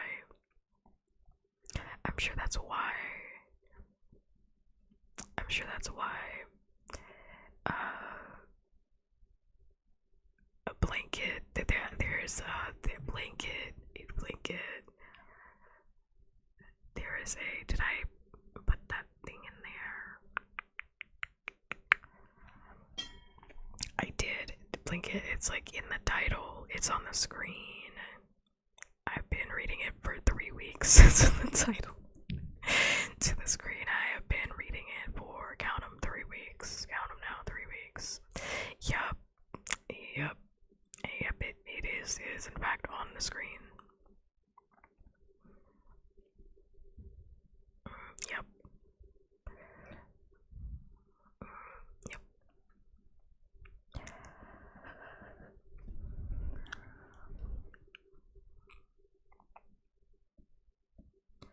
So wondering about that. Other things, actually had not really read chat as much. That's my excuse. Well, it is on the screen. It's The Lion, the Witch, and the Wardrobe. But I just think it's crazy. I completely forgot there was a torture scene at the end of this book. There's like 2 torture scenes. We're gonna get 2 torture scenes in the new movie. We have the child torture, and then of course the lion torture. We get animal torture and child torture. We get both. C.S. Lewis, a genius. A genius. We love that. A little bit of both for the kids, of course. The cowards. The cowards. Sobbed Susan. Are they still afraid of him, even now? When once Aslan had been tied, and tied so that he was actually a mass of cords, on that flat stone a hush fell over the ground. 4 hags holding 4 torches stood at the corners of the table. The witch bared her arms as she had bared them the previous night when it had been Edmund instead of Aslan. Then she began to whet her knife. It looked to the children, when the gleam of the torchlight fell on it, as if the knife were made of stone, not steel, and it was of a strange and evil shape. At last, she drew near. She stood by Aslan's head. Her face was working and twitching with passion, but his looked up at the sky, still quiet, neither angry nor afraid. sad. Then, just before she gave the final blow, she stooped down and said in a quivering voice, "And now, who has won? You fool, did you think that by all this you would save the human traitor? Now I will kill you instead of him, as our pact was, and so the deep magic will be appeased. But when you are dead, what will prevent me from killing him as well? And who will take him out of my hand then? Understand that you have given me Narnia forever. You have lost your own life, and you have not saved his. In that knowledge, despair and die." The children did not see the actual moment of the killing. They couldn't bear to look, and had just covered their eyes. Chapter 15. Deeper Magic Before the Dawn of Time. Crazy ass statement, crazy ass monologue. crazy ass statement. I was wondering, I was like, is Stream Elements working today? I was like, there should be a bot in here that says the things that I don't want to say. Crazy ass statement. She said despair and die. Crazy ass statement. I think I'm gonna have to take that one from her. She kinda ate with that one. Anyway, Aslan's dead. So, chapter 15. We move. While the two girls were still crouched in the bushes with their hands over their faces, they heard the voice of the witch calling out, "Now, follow me all, and we will set about what remains of this war. It will not take us long to crush the human vermin and the traitors now that the great fool, the great cat, lies dead." At this moment the children were for a few seconds in very great danger. For with wild cries and a noise of shirkling pipes and shrill horns blowing, the whole of that vile rabble came sweeping off the hilltop and down the slope right past their hiding place. They felt the specters go by them like a cold wind, and they felt the ground shake beneath them. Under the galloping feet of minotaurs, and overhead there went a flurry of foul wings and a blackness of vultures and giant bats. At any other time they would have trembled with fear, but now the sadness and shame and horror of Aslan's death so filled their minds that they hardly thought of it. As soon as the wood was silent again, Susan and Lucy crept out onto the open hilltop. The moon was getting low, and thin clouds were passing across her, but still they could see the shape of the lion lying dead in his ponds. And down they both knelt in the wet grass and kissed his cold face and stroked his beautiful fur, what was left of it, and cried until they could cry no more. And then they looked at each other and held each other's hands for mere loneliness and cried again. And then they were silent. At last, Lucy said, "I can't bear to look at that horrible muzzle. I wonder, could we take it off?"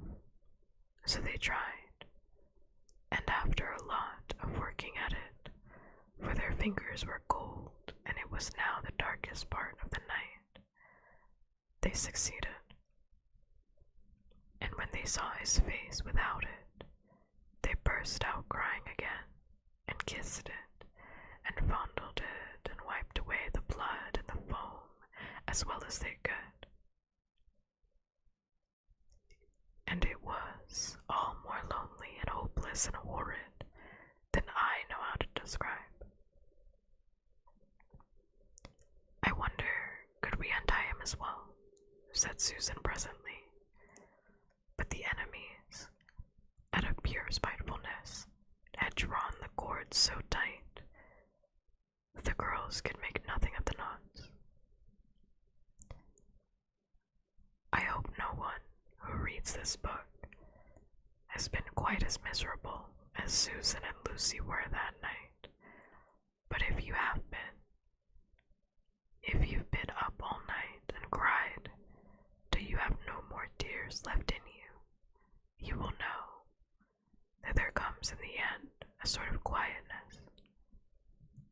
You will feel as if nothing was ever going to happen again.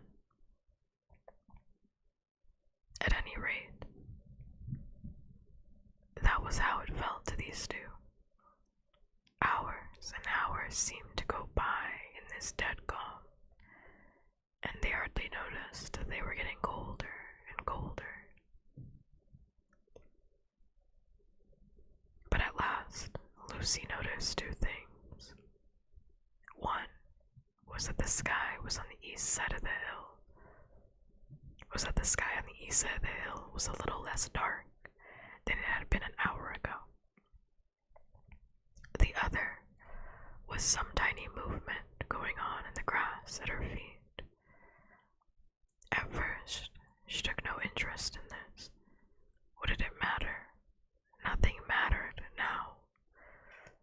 But at last she saw that whatever it was had begun to move up the upright stones of the stone table, and now whatever they were moving on about Aslan's body. She peered closer. They were little gray things. Ugh, said Susan on the other side of the table. How beastly. There were horrid little mice crawling all over him. Go away, you little beasts. And she raised her hand to frighten them.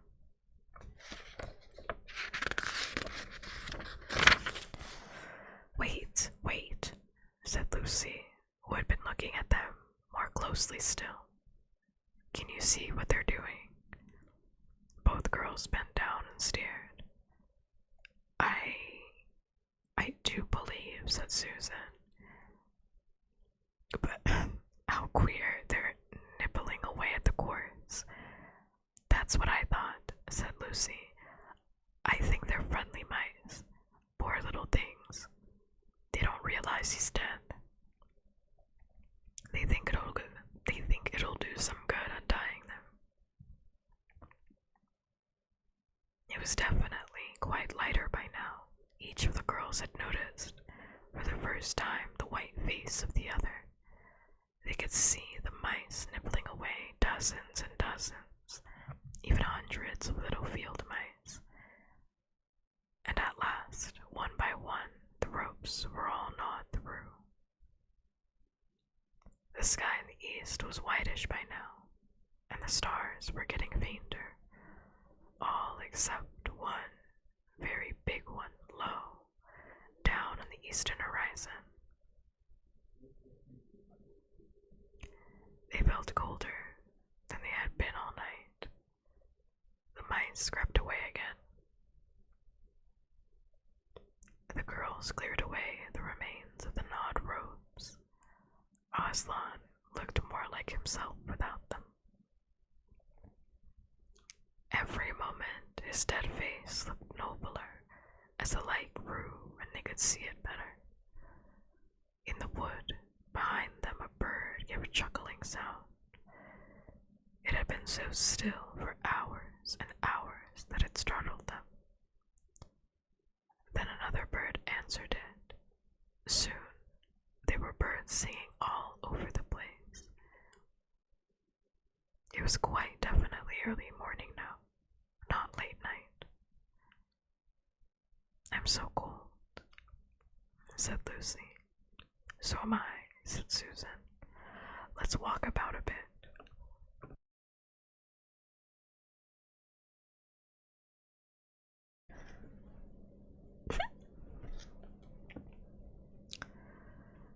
They walked to the eastern edge of the hill and looked down. The one big star had almost disappeared. The country all looked dark and gray, but beyond, at the very end of the world, the sea showed pale. The sky began to turn red. They walked to and fro more times than they could count between the dead Aslan and the eastern ridge, trying to keep warm. And oh, how tired their legs felt. And then at last, as they stood for a moment looking out towards the sea and the car Baravel, which they could just now make out, the red turned to gold along the line where the sea and the sky met, and very slowly up came the edge of the sun. At that moment, they heard from behind them a loud noise, a great cracking, a deafening noise, as if a giant had broken a giant's blade. What's that? Said Lucy, clutching Susan's arm.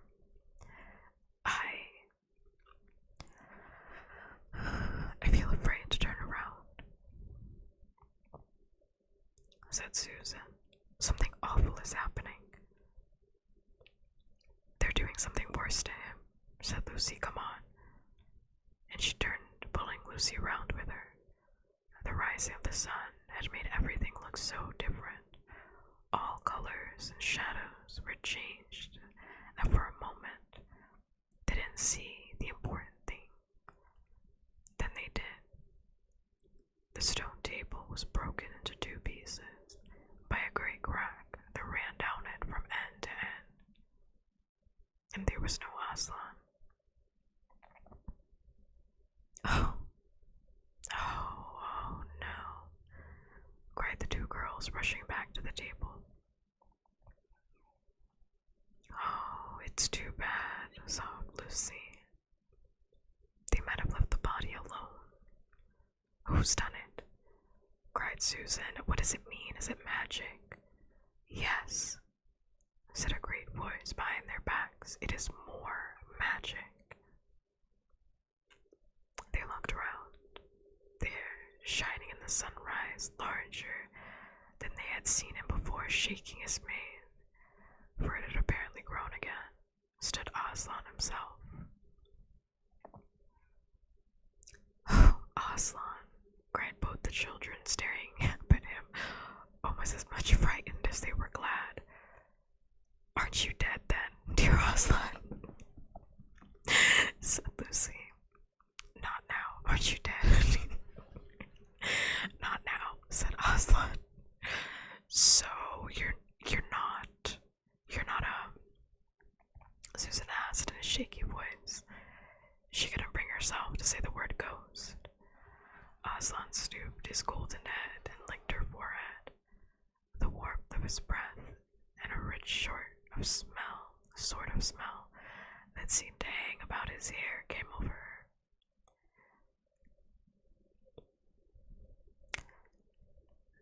Do I look it? He said. Oh, you're real. You're real. Oh, Aslan, cried Lucy, and both girls flung themselves upon him and covered him in kisses. But what does that all mean? Asked Susan, and they were somewhat calmer.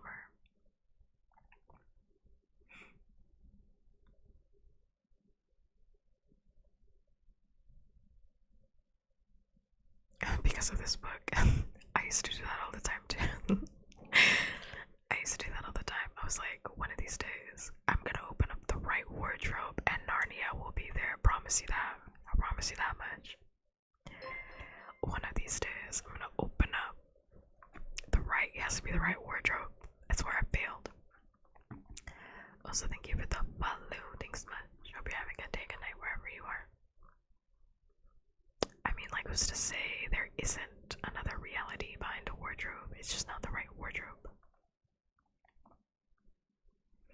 It's not the right wardrobe. Also, hi yo, and I hope you enjoy your lurk. It means, said Aslan, that though the witch knew the deep magic, there is a magic deeper still which she did not know. Her knowledge goes back only to the dawn of time. But if she could have looked a little further back into the stillness and the darkness before time dawned, she would have read there a different incantation. She would have known that when a willing victim who had committed no crime, no treachery, was killed in a traitor's stead, the table would crack, and death itself would start working backwards. And now, oh yes, now, said Lucy, jumping up and clapping her hands. Oh, children, said the lion, I feel my strength coming back to me. Children, come catch me if you can. This is so crazy. Like, this fucking lion is enacting all so much drama on these children. Sir, if you don't, there's a war. He's having a fucking laugh, sir. He's like, oh, children, come catch me. I just got revived from the dead. Come catch me.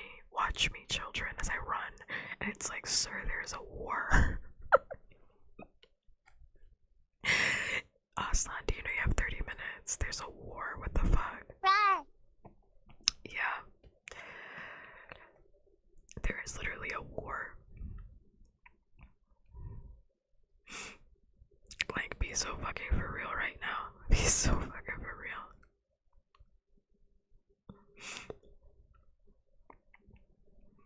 Children, come catch me, sir. Sir. I'd be so mad if I was Lucy. If I was Lucy and Susan. It's like we cried because we thought you were dead all night. I cried all night. I cried literally all night. And like, he knew this was gonna happen. Like, you had me sad. Like, you could have said something beforehand. He could have been like, I'm gonna be alright. Like, no matter what happens, like, just know that I'm gonna be alright. Instead, he told those kids, yeah, go back home after you drop me off. Just head back home. Just try not to get caught. And it's like, sir.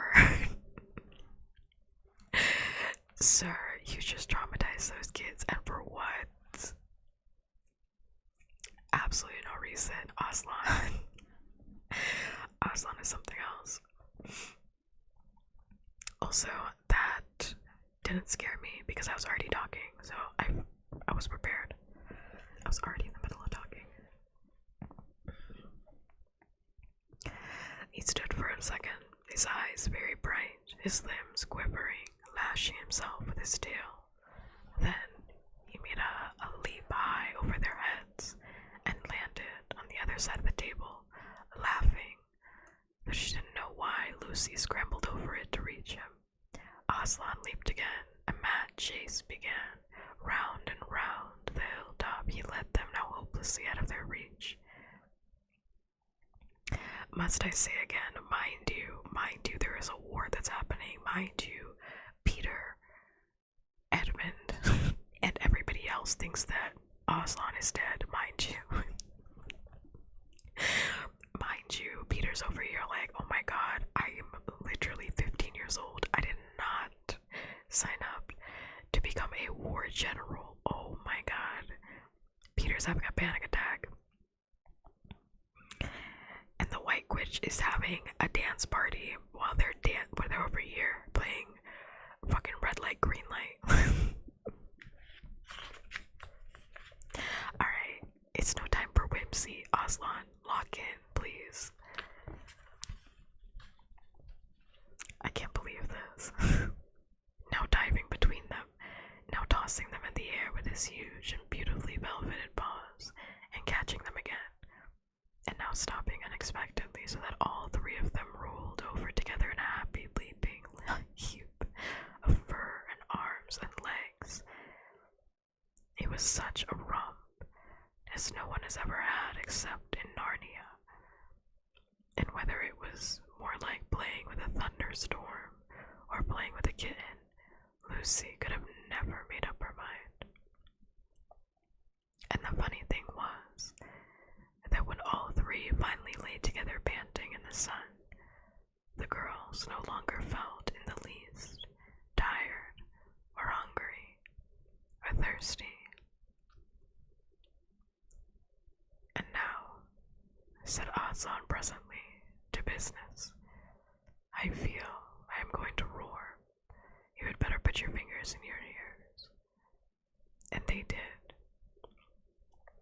And Aslan stood up, and when he opened his mouth to roar, his face became so terrible that they did not dare to look at it. And they saw the trees in front of him bend before the blast of his roaring, as grass bends in the meadow before the wind. And then he said, "We have a long journey to go. You must ride on me." And he crouched down, and the children climbed onto his warm golden back. And Susan sat first, holding on tightly to his mane, and Lucy sat behind, holding on tightly to Susan. And with a great heave, he rose underneath them and shot off, faster than any horse could go, down the hill and into the thick of the forest. The ride was perhaps the most wonderful thing that happened to them in Narnia. Have you ever had to gallop on a horse? Think of that, and then take away the heavy noise of the hooves and the jingle of the bits, and imagine instead the almost noiseless patting of the great paws. Then imagine instead the wow, can't lock in. Cannot lock in. Wow.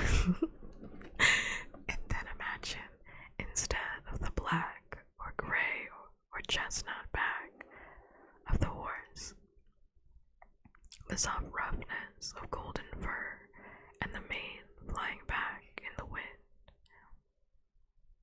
And then imagine you are going twice as fast as the fastest racehorse.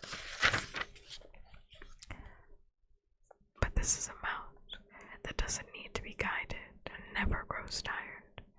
He rushes on, never missing his footing, never hesitating, threading his way with perfect skill between tree trunks, jumping over bush and briar, and even the smaller streams, wading, the larger swimming, the largest of all. And you are riding not on a road or in a park or even on the downs, but right across Narnia in spring, down solemn avenues of beech, across the sunny glades of the oak, through the wild orchids of snow-white cherry trees, past roaring waterfalls and mossy rocks and echoing caverns, up windy slopes alight with gorse bushes, and across the shoulders of heathery mountains, and along giddy ridges, and down, down, down again, into wild valleys, and out into acres of blue flowers. It was nearly midday when they found themselves looking down at a steep hillside at a castle. A little toy castle it looked from where they stood, which seemed to be all pointed towers, for the lion was rushing down at such a speed that it grew larger every moment, and before they had time to even ask themselves what it was, they were already on level with it. And now it no longer looked like a toy castle,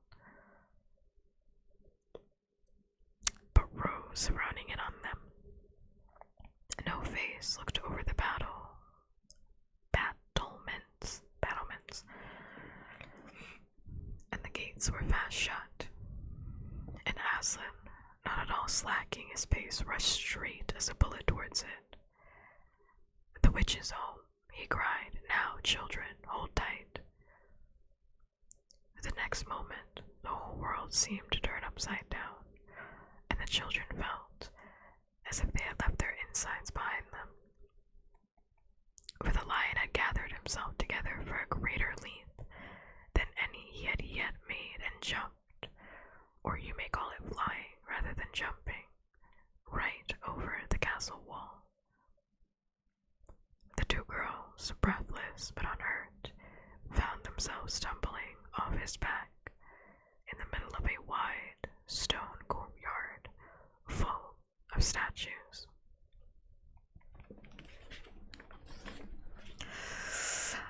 We're in the thick of it now. Shout out KSI, we're in the thick of it. Chapter 16. Chapter 16. What happened about the statues? We're almost there. We're almost there. Chapter 16. Almost there. Almost there.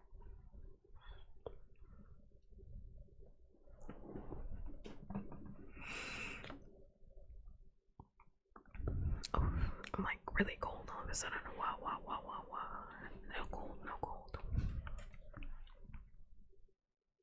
I'm just gonna go for it because we're gonna get there. "What an extraordinary place," cried Lucy. "All of those stone animals and people too. It's like a museum." "Hush," said Susan. "Aslan's doing something." He was indeed. He had bounded up to the stone lion and breathed on him. Then, without waiting a moment, he whisked around, almost as if he had been a cat chasing his tail, and breathed also on a stone dwarf which, as you remember, was standing a few feet from the lion with his back to it. Then he pounced on a tall stone dryad which stood beyond the dwarf, turned rapidly aside to deal with a stone rabbit on his right, and rushed on to 2 centaurs. But at that moment Lucy said, "Oh, Susan, look at the lion. I expect you've seen someone put a lighted match to a bit of newspaper which is propped up in a grate against an unlit fire. And for a second, nothing seems to have happened. And then you notice a tiny streak of flame creeping along the edge of the newspaper. It was like that now. For a second, after Aslan had breathed upon him, the stone lion looked just the same. Then a tiny streak of gold began to run along his white marble back. Then it spread. And then the color seemed to lick all over him as the flames lick all over a bit of paper.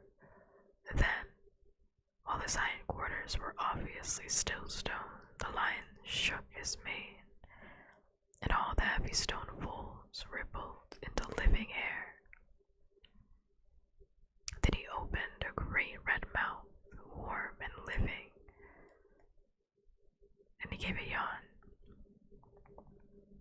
And now his hind legs had come to life. He lifted one of them and scratched himself. Then, having caught sight of Aslan, he went bounding after him, and frisking round him, whimpering with delight and jumping to lick his face. Of course the children's eyes turned to follow the lion, but the sight they saw was so wonderful that they soon forgot about him. Everywhere the statues were coming to life. The courtyard looked no longer like a museum.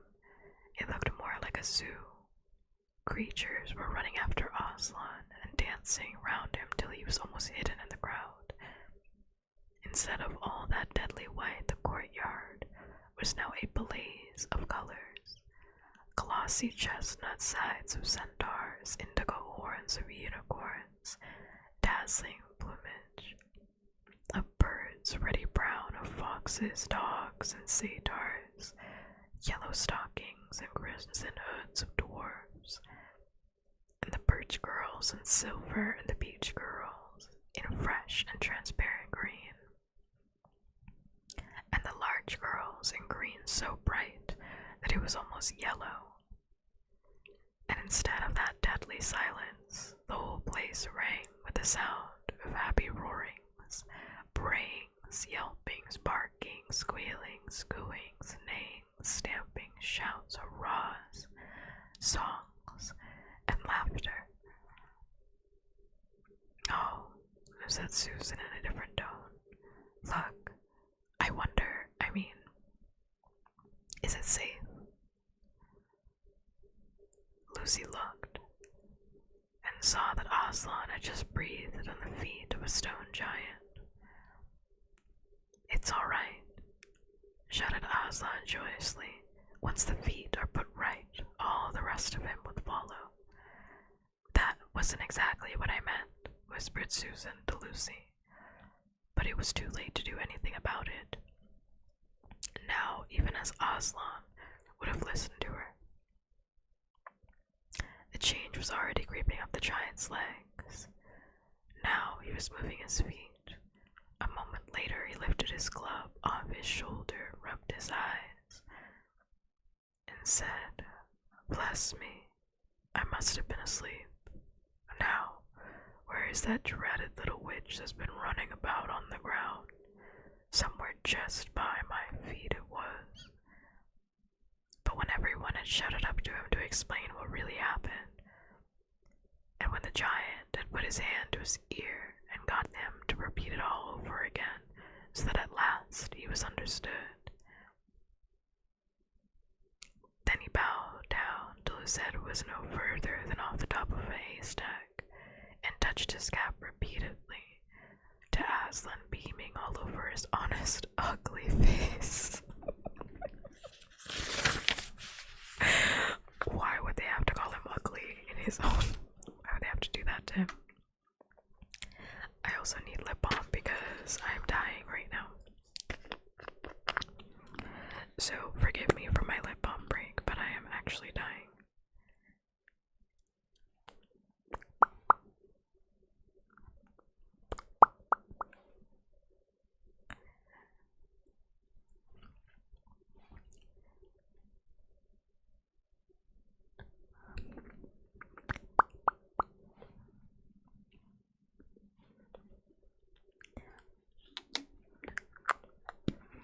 Need a little bit of X and a little bit of Y after that. Thank you. Okay.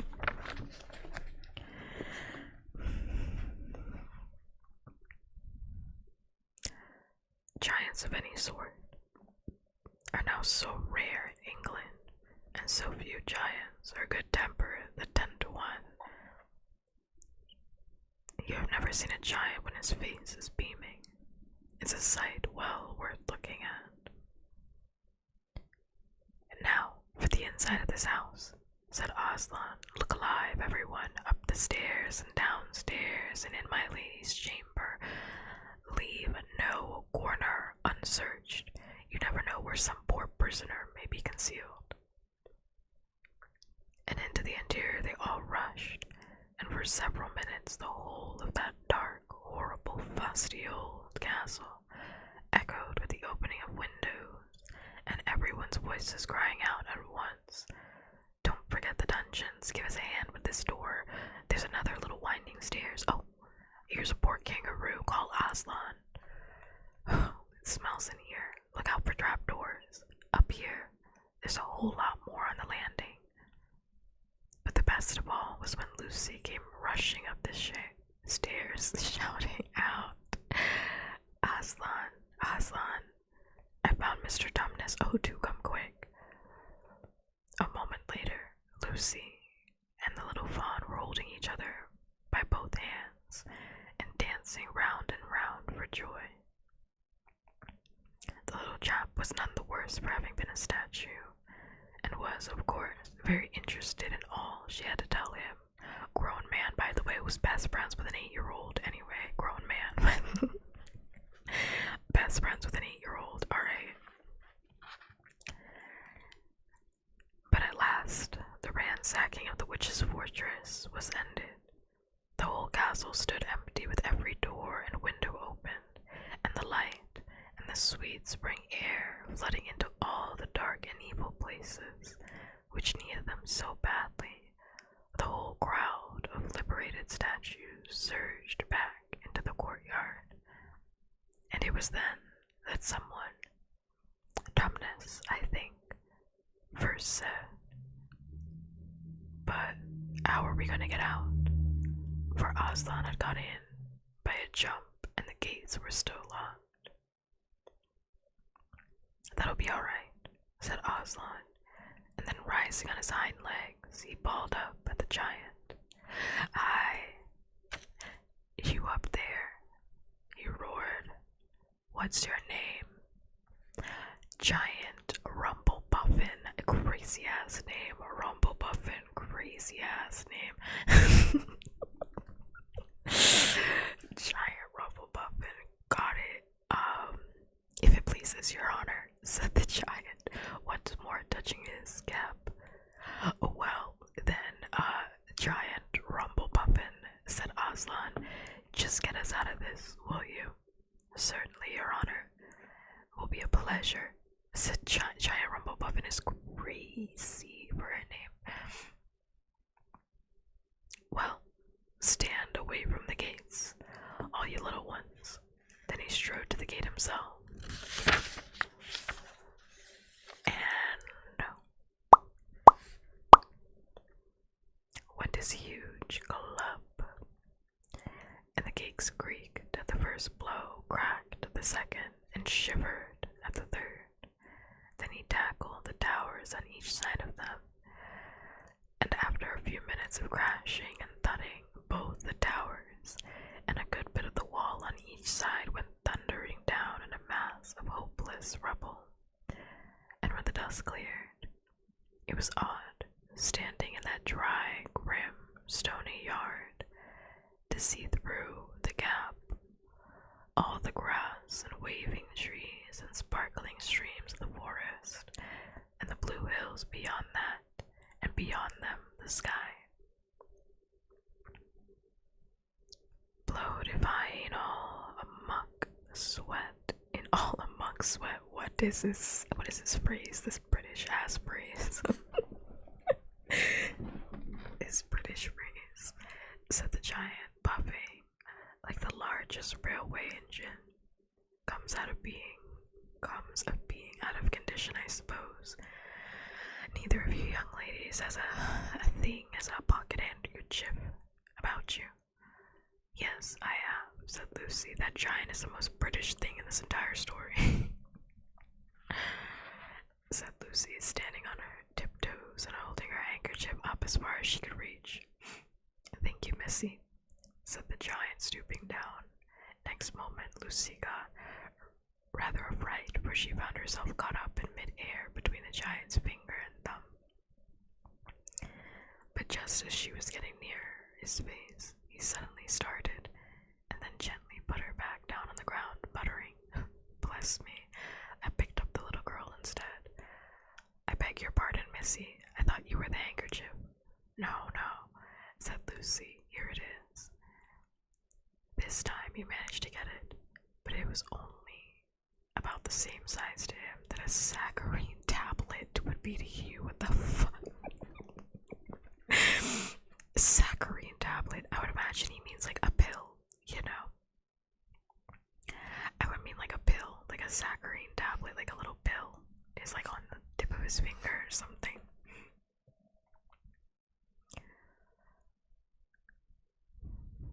So that she saw him solemnly rubbing it to and fro across his great red face, she said, "I'm afraid it's not much use to you, mister."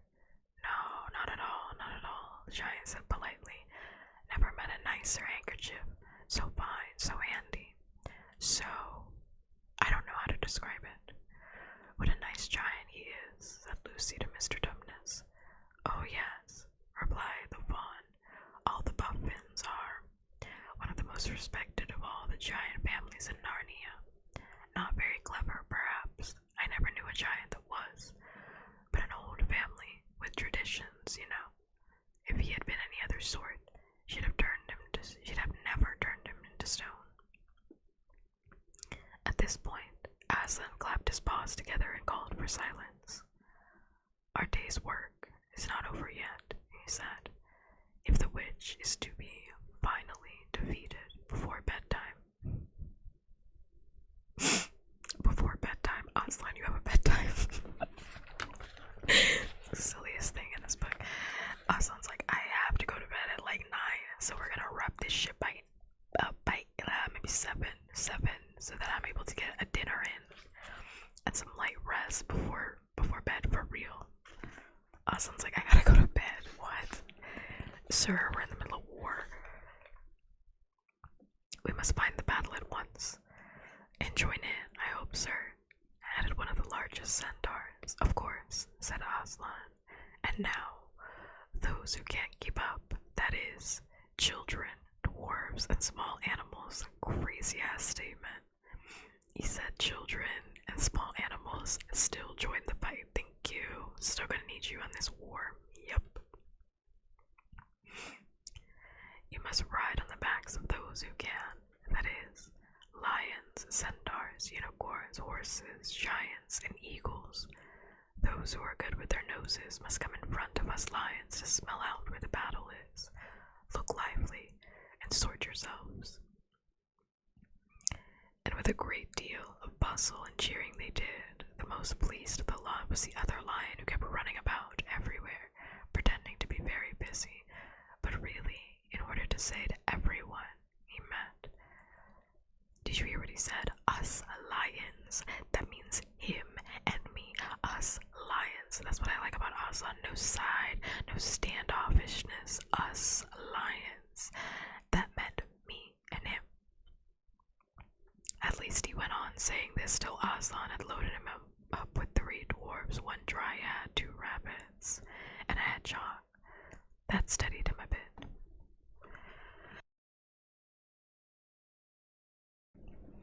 Good morning, Restro.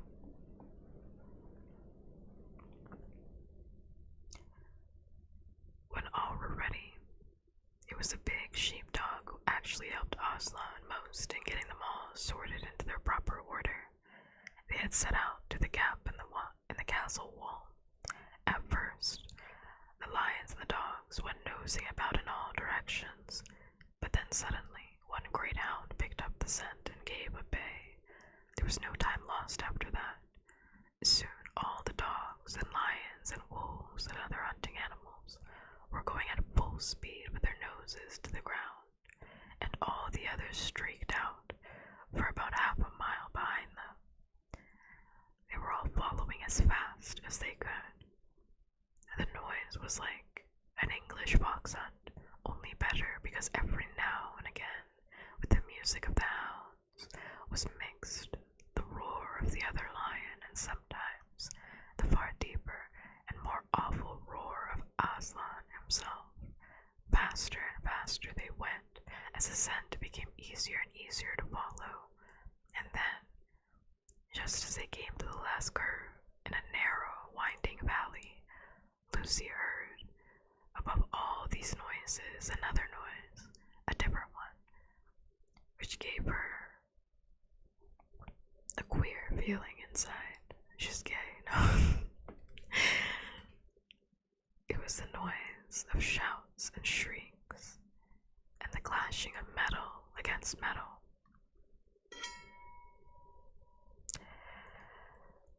Then they came out of the narrow valley, and at once she saw the reason.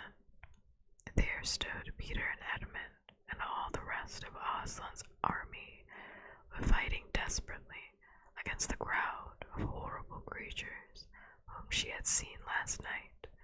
Only now, in the daylight, they looked even stranger and more evil and more deformed. There also seemed to be far more of them. Peter's army, which had their backs to her, looked terribly few, and there were statues dotted all over the battlefield, so apparently the witch had been using her wand. But she did not seem to be using it now. She was fighting with her stone knife. It was Peter she was fighting. Both of them going at it so hard that Lucy could hardly make out what was happening. She only saw the stone knife and Peter's sword flashing so quickly that they looked like 3 knives and 3 swords. That pair were in the center. On each side, the line stretched out. Horrible things were happening wherever she looked. A thanks much for the follow. If you're having a good day, good night, wherever you are. Gonna add a little heart in here under.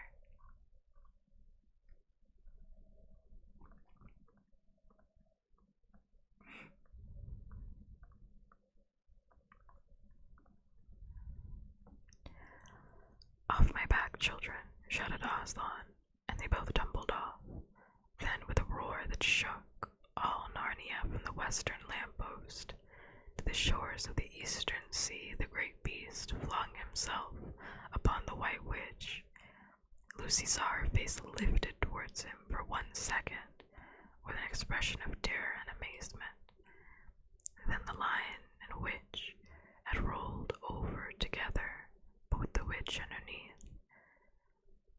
And at the same moment, all warlike creatures whom Aslan had led from the witch's house rushed madly onto the enemy lines, dwarves with their battle axes, dogs with teeth, the giant with his club, and his feet also crushed dozens of foes, unicorns with their horns, centaurs with swords and hooves, and Peter's tiny, tired army cheered, and the newcomers roared, and the enemy squealed and gibbered, till the wood re-echoed with the din of that onset.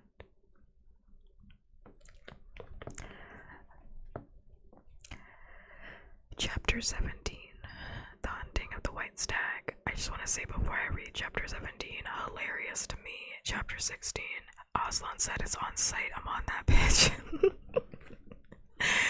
He said it's on site immediately. I see her, I gotta go. He said, children, get off me.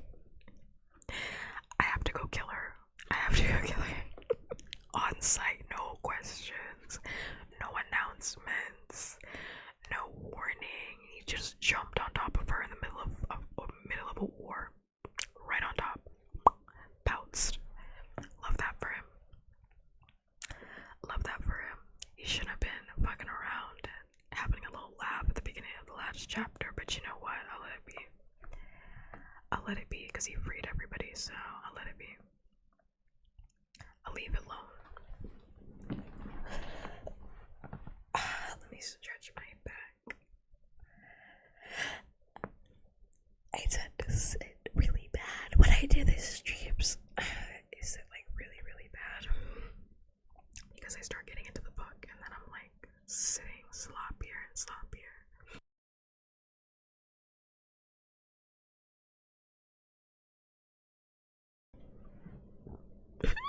So I'm trying to sit proper because we're in the end zone now. We are here. Chapter 17, The Hunting of the White Stag. The battle was over in a few minutes after their arrival. Most of the enemy had been killed in the first charge of Aslan and his companions, and when those who were still living saw that the witch was dead, they either gave themselves up or took to flight. The next thing that Lucy knew was that Peter and Aslan were shaking hands. It was strange to see Peter looking as he looked now. His face was so pale and stern, and he seemed so much older. It was all Edmund's doing, Aslan, Peter was saying. We'd have been beaten if it hadn't been for him. which was turning our troops into stone left and right, but nothing would stop him. He fought his way through 3 ogres to where she was just turning one of your leopards into a statue. And when he reached her, he had the sense to bring his sword smashing down on her wand, instead of trying to go for her directly, and getting simply made into a statue himself for his pains. That was a mistake the rest of us were making. Once her wand was broken, we began to have some chance. If we hadn't lost so many already, he was terribly wounded. We must go and see him. They found Edmund in charge of Mrs. Beaver a little way back from the fighting line. He was covered in blood. His mouth was open, and his face a nasty green color. "Quick, Lucy," said Aslan. And then, almost for the first time, Lucy remembered the precious cordial that had been given to her for a Christmas present. Her hands trembled so much that she could hardly undo the stopper. But she managed it in the end and poured a few drops onto her brother's mouth. "There are other people wounded," said Aslan, while she was still looking eagerly into Edmund's pale face and wondering if the cordial would have any result. "Yes, I know," said Lucy crossly. "Wait a minute." "Daughter of Eve," said Aslan in a graver voice, "others also are at the point of death. Must more people die for Edmund?" Crazy ass statement. Crazy ass statement to tell an 8-year-old, but also, he's not wrong. Crazy ass statement. Shouldn't say it. Crazy ass statement. I wouldn't have said that. "I'm sorry, Aslan," said Lucy, getting up and going with him. And for the next half hour they were busy, she attending to the wounded, while he restored those who had been turned into stone. When at last she was free to come back to Edmund, she found him standing on his feet, and not only healed of his wounds, but looking better than she had seen him look, for ages in fact, ever since his first term at that horrid school, which is where he had begun to go wrong. He had become his real old self again, and could look you in the face. And there, on the field of battle, Aslan made him a knight. "Does he know," whispered Lucy to Susan, "what Aslan did for him? Does he know what arrangement with a witch really was?" "Shh! No, of course not," said Susan.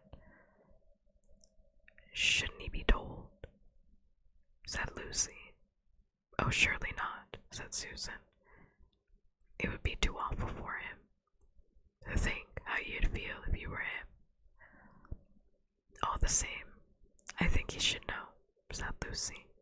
But at that moment they were interrupted. That night, they slept where they were. How Aslan provided food for them all I didn't know, but somehow or another they found themselves all sitting down on the grass to fine high tea at about 8 o'clock. Next day they began marching eastward down the side of the great river. The next day after that, at about daytime, they actually reached the mouth. The castle of Car-Paravel on its little hill towered up above them. Before them were the sands, with rocks and little pools of salt water and seaweed, and the smell of sea, and long miles of bluish green waves breaking forever and ever on the beach. Oh, and the cry of seagulls. Have you heard it? Can you remember? That evening, after tea, the 4 children all managed to get down to the beach again and get their shoes and stockings off and feel the sand between their toes.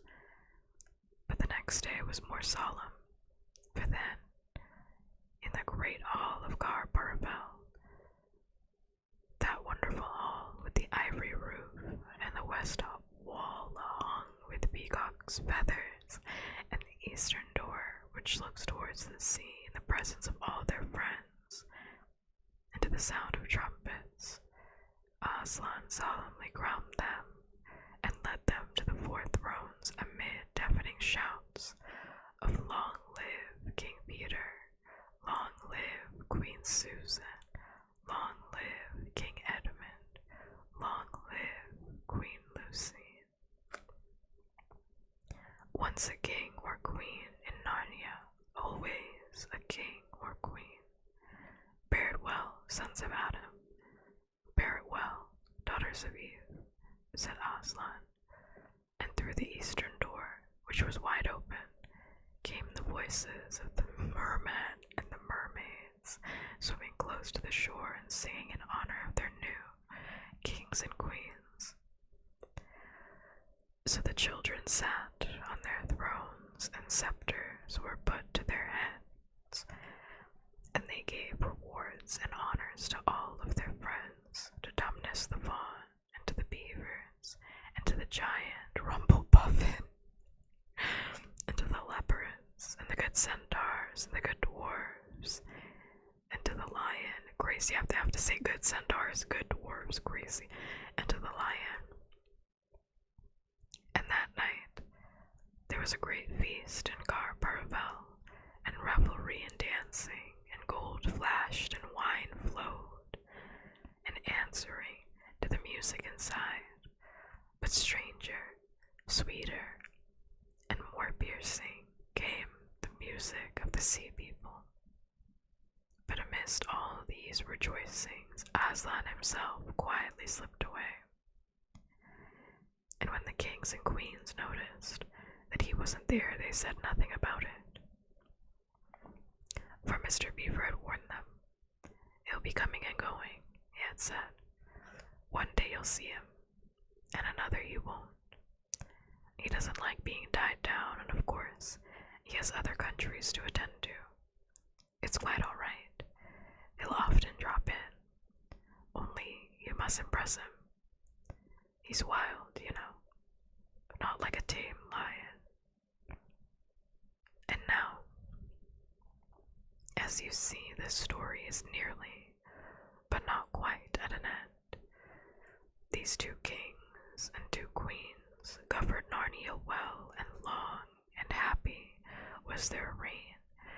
At first, much of their time was spent in seeking out the remnants of the White Witch's army and destroying them.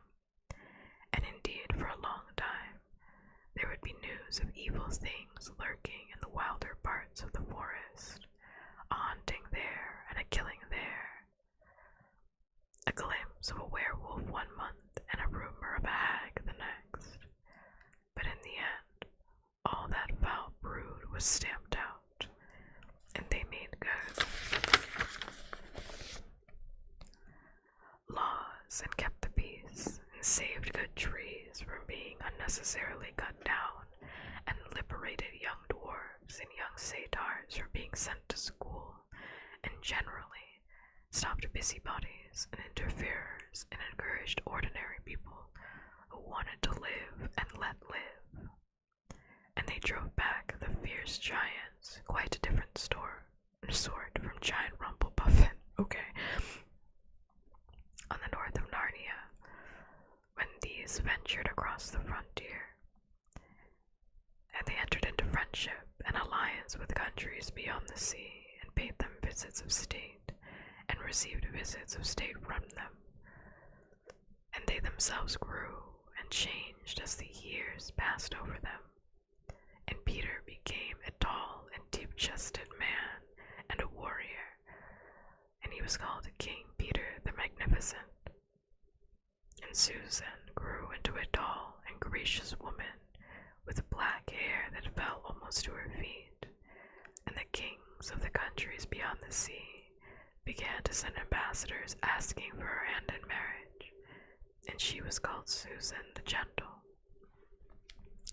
And Edmund was a graver and quiet man than Peter, and great in counsel and judgment. He was called King Edmund the Just. But as for Lucy, for she was always gay and golden princes in those parts desired her to be their queen, and her own people called her Queen Lucy the Valiant. So it was gay. So they lived in great joy. If they ever remembered their life in this world, it was only as one remembers a dream. And one year, it fell out that Tumnus, who was a middle-aged faun by now and beginning to be stout, came down river and brought them news that the white stag had once more appeared in these parts. The white stag who would give you wishes if you caught him. So these 2 kings and 2 queens were the principal members of their court, rode a hunting with horns and hounds in the western woods to follow the white stag. And they had not hunted long before they had sight of him, and he led them a great pace over rough and smooth, through thick and thin, till all the horses of all the quarters were tired out, and these 4 were still following. And they saw the stag enter into a thicket where their horses could not follow. Then King Peter, for they talked in quite a different style now, having been kings and queens for so long. Fair consorts, let us now alight from our horses and follow this beast into the thicket, for in all my days I have never hunted a nobler quarry. Sir, said the others, even so let us do. So they alighted, and tied their horses to trees, and went on into the thick wood on foot. And as soon as they entered it, Queen Susan said, Fair friends, here's a great marvel, for I seem to see a tree of iron. Madam, said King Edmund, if you look well upon it, you shall see it is a pillar of iron with a lantern set on the top thereof. By the lion's mane, a strange device, said King Peter, to set a lantern here, where the trees cluster so thick about, and so high above it, that if it were lit, it should give light to no man. Sir, said Queen Lucy, by likelihood, when this post and this lamp were set, there were smaller trees in this place, or fewer, or none, for this is a young wood, and the iron post is old. And they stood looking upon it. And then King Edmund said, I know not how it is, but this lamp on the post worketh upon me strangely. It runs in my mind that I have seen the like before, as it were a dream, or in the dream of a dream. Sir, they all said, it is even so with us also, and more, said Queen Lucy, for it will not go out of my mind that if we pass this post and lantern, either we shall find some strange adventures, or else some great change of our fortunes. Madam, said King Edmund, like the foreboding stirreth in my heart also. And in mine, fair brother, said King Peter. And in mine too, said Queen Susan. By my counsel we shall lightly return to our horses, and follow this white stag no further. Madam, said King Peter, therein I pray thee to have me excused, for never since we 4 were kings and queens in Narnia have we set our hands to any high matter, as battles, quests, feats of arms, acts of justice, and the like, and then given over. But always what we have taken in hand, the same we have achieved. Sister, said Queen Lucy, my royal brother speaks rightly, and it seems to me that we should be shamed for any fearing or foreboding we turn our back from following so noble a beast as now we have in chase. And so I say, said King Edmund, and I have such desire to find the signification of this thing, that I would not by my good will turn back for the richest jewel in all of Narnia and the islands. The name of Aslan, said Queen Susan. if you will have all of it. So let us go and take the adventure that fall onto us.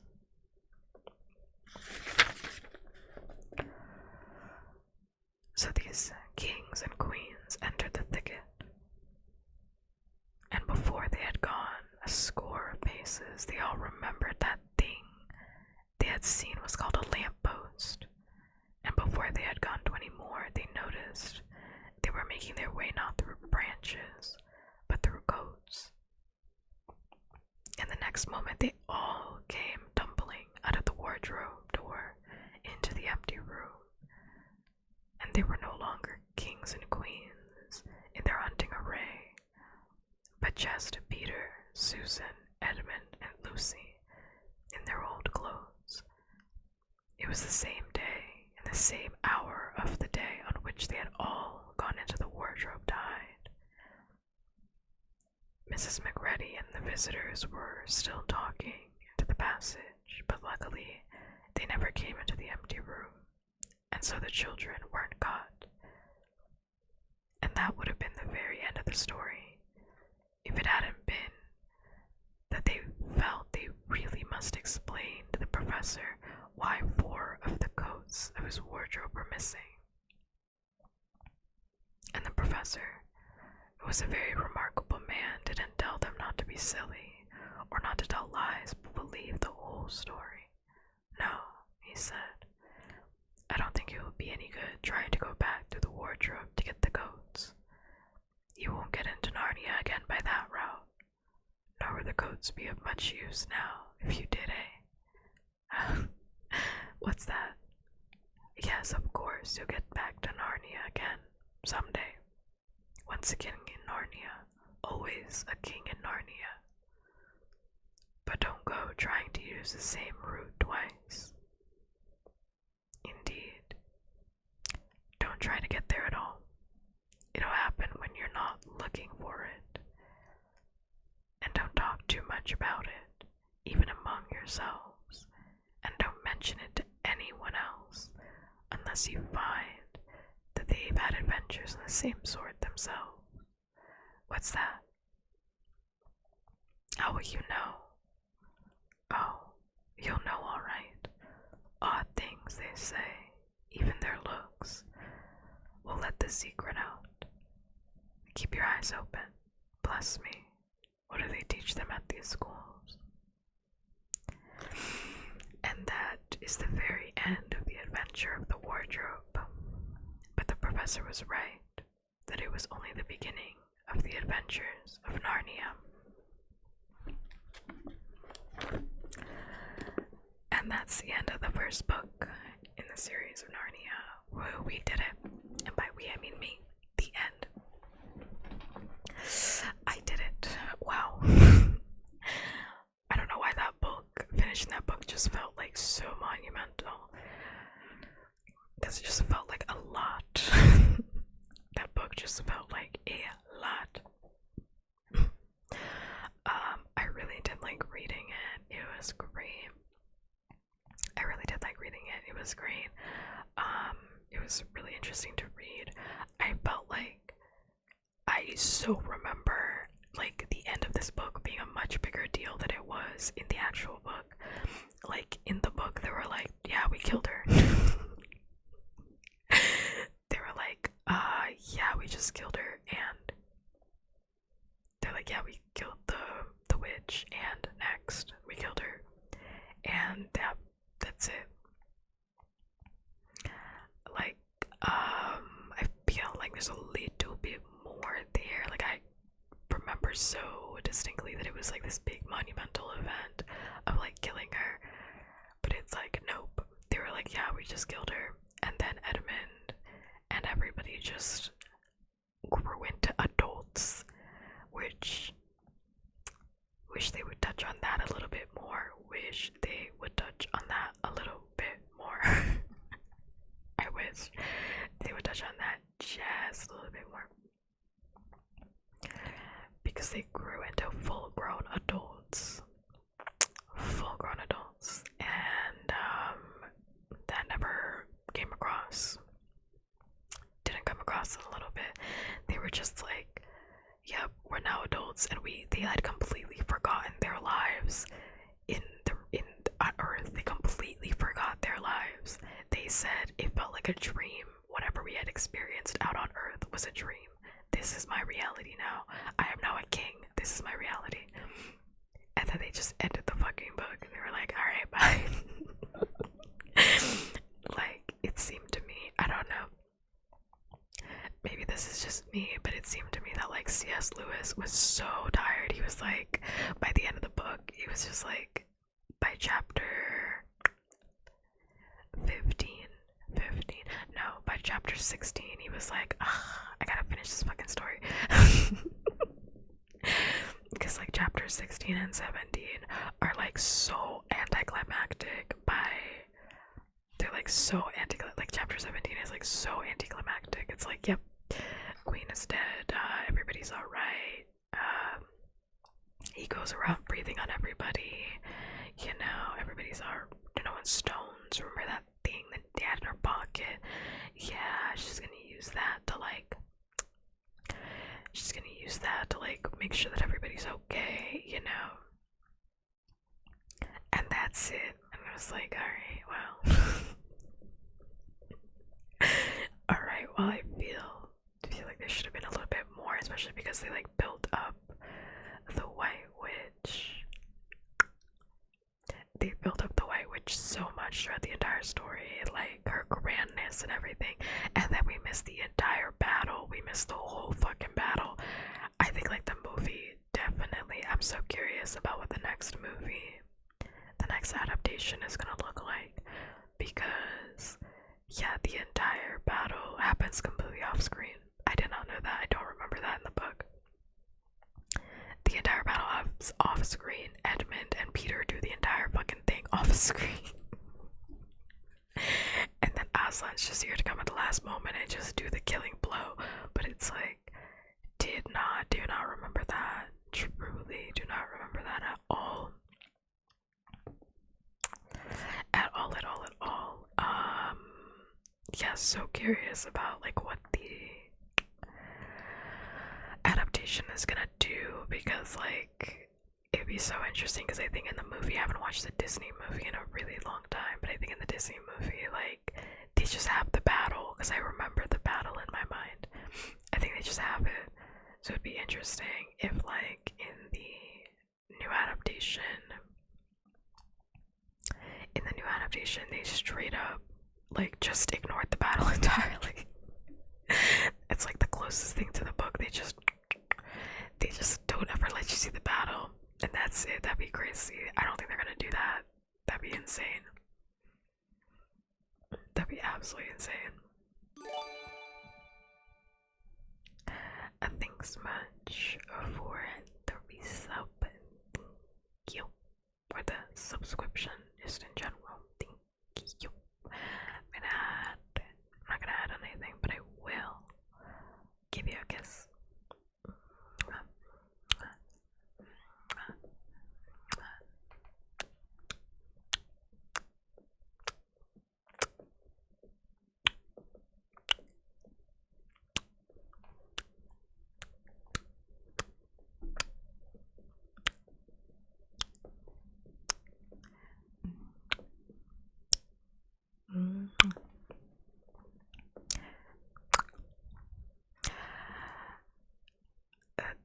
That's the kisses.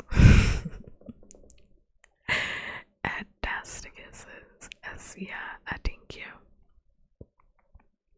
I thanks much.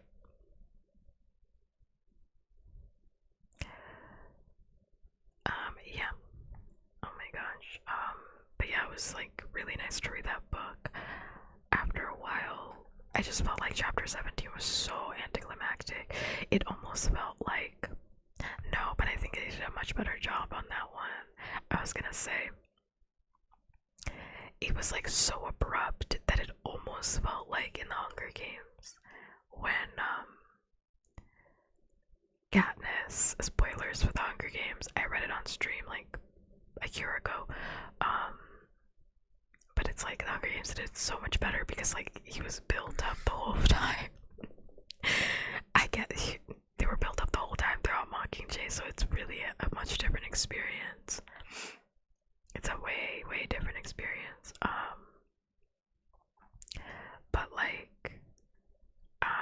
it's like in the Hunger Games. Spoilers if you don't want the Hunger Games. You don't want the Hunger Games, a spoiler, but straight up it is like when Katniss is supposed to shoot President Snow, and then she's Snow, and then she shoots. Can you remember her name? she shoots the other woman instead. I don't know why I can't remember her name. The woman with the cunty ass bob. I can't remember her name.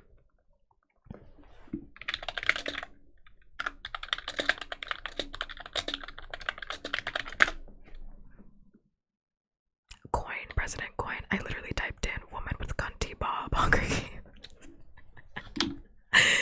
And she came up right away.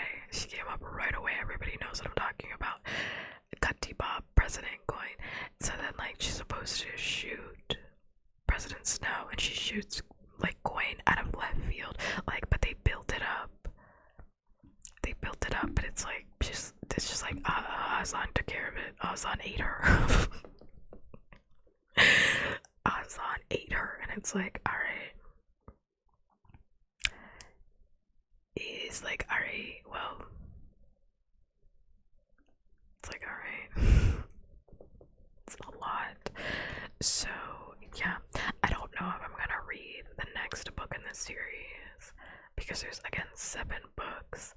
And while I liked this one, because it was like a nice refresher, I'm not sure about reading the next one, because then it feels like I'm kind of in it after I read those first 2 books, and I kind of just like it.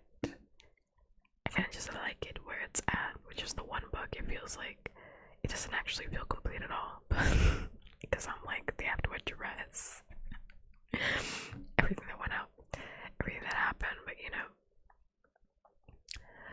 I don't know if I'll read the next one, but I did like reading this one. It was a nice like blast from the past. I swear, like Edmund was so bad in the first couple chapters, but then like he evened out. So I can't really say too much on my man's Edmund. I can't really be on my man's head too much. I can't really be on his head too much. But shoot, let me see. I'm just happy that book is done. Wow, I'm just happy the book is done. So I am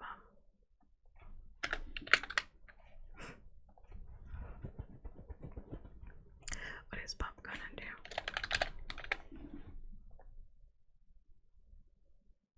I spelled everything incorrectly. We love that. I love when I spell everything wrong. That's very cool. It's very rad. It's very awesome. Love that for me.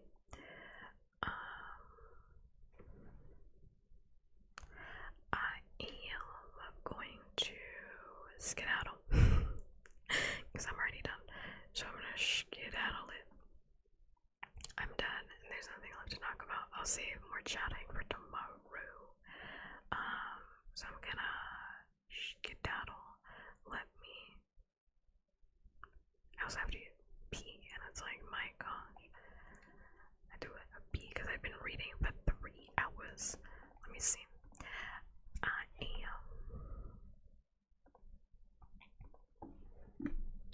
already know what I'm gonna do. If the screen will just hurry up, thank you. Thank you. I'm gonna read. Yeah, I'm gonna read Anime because they're doing an art stream, and I like to read other artists because I'm an artist myself.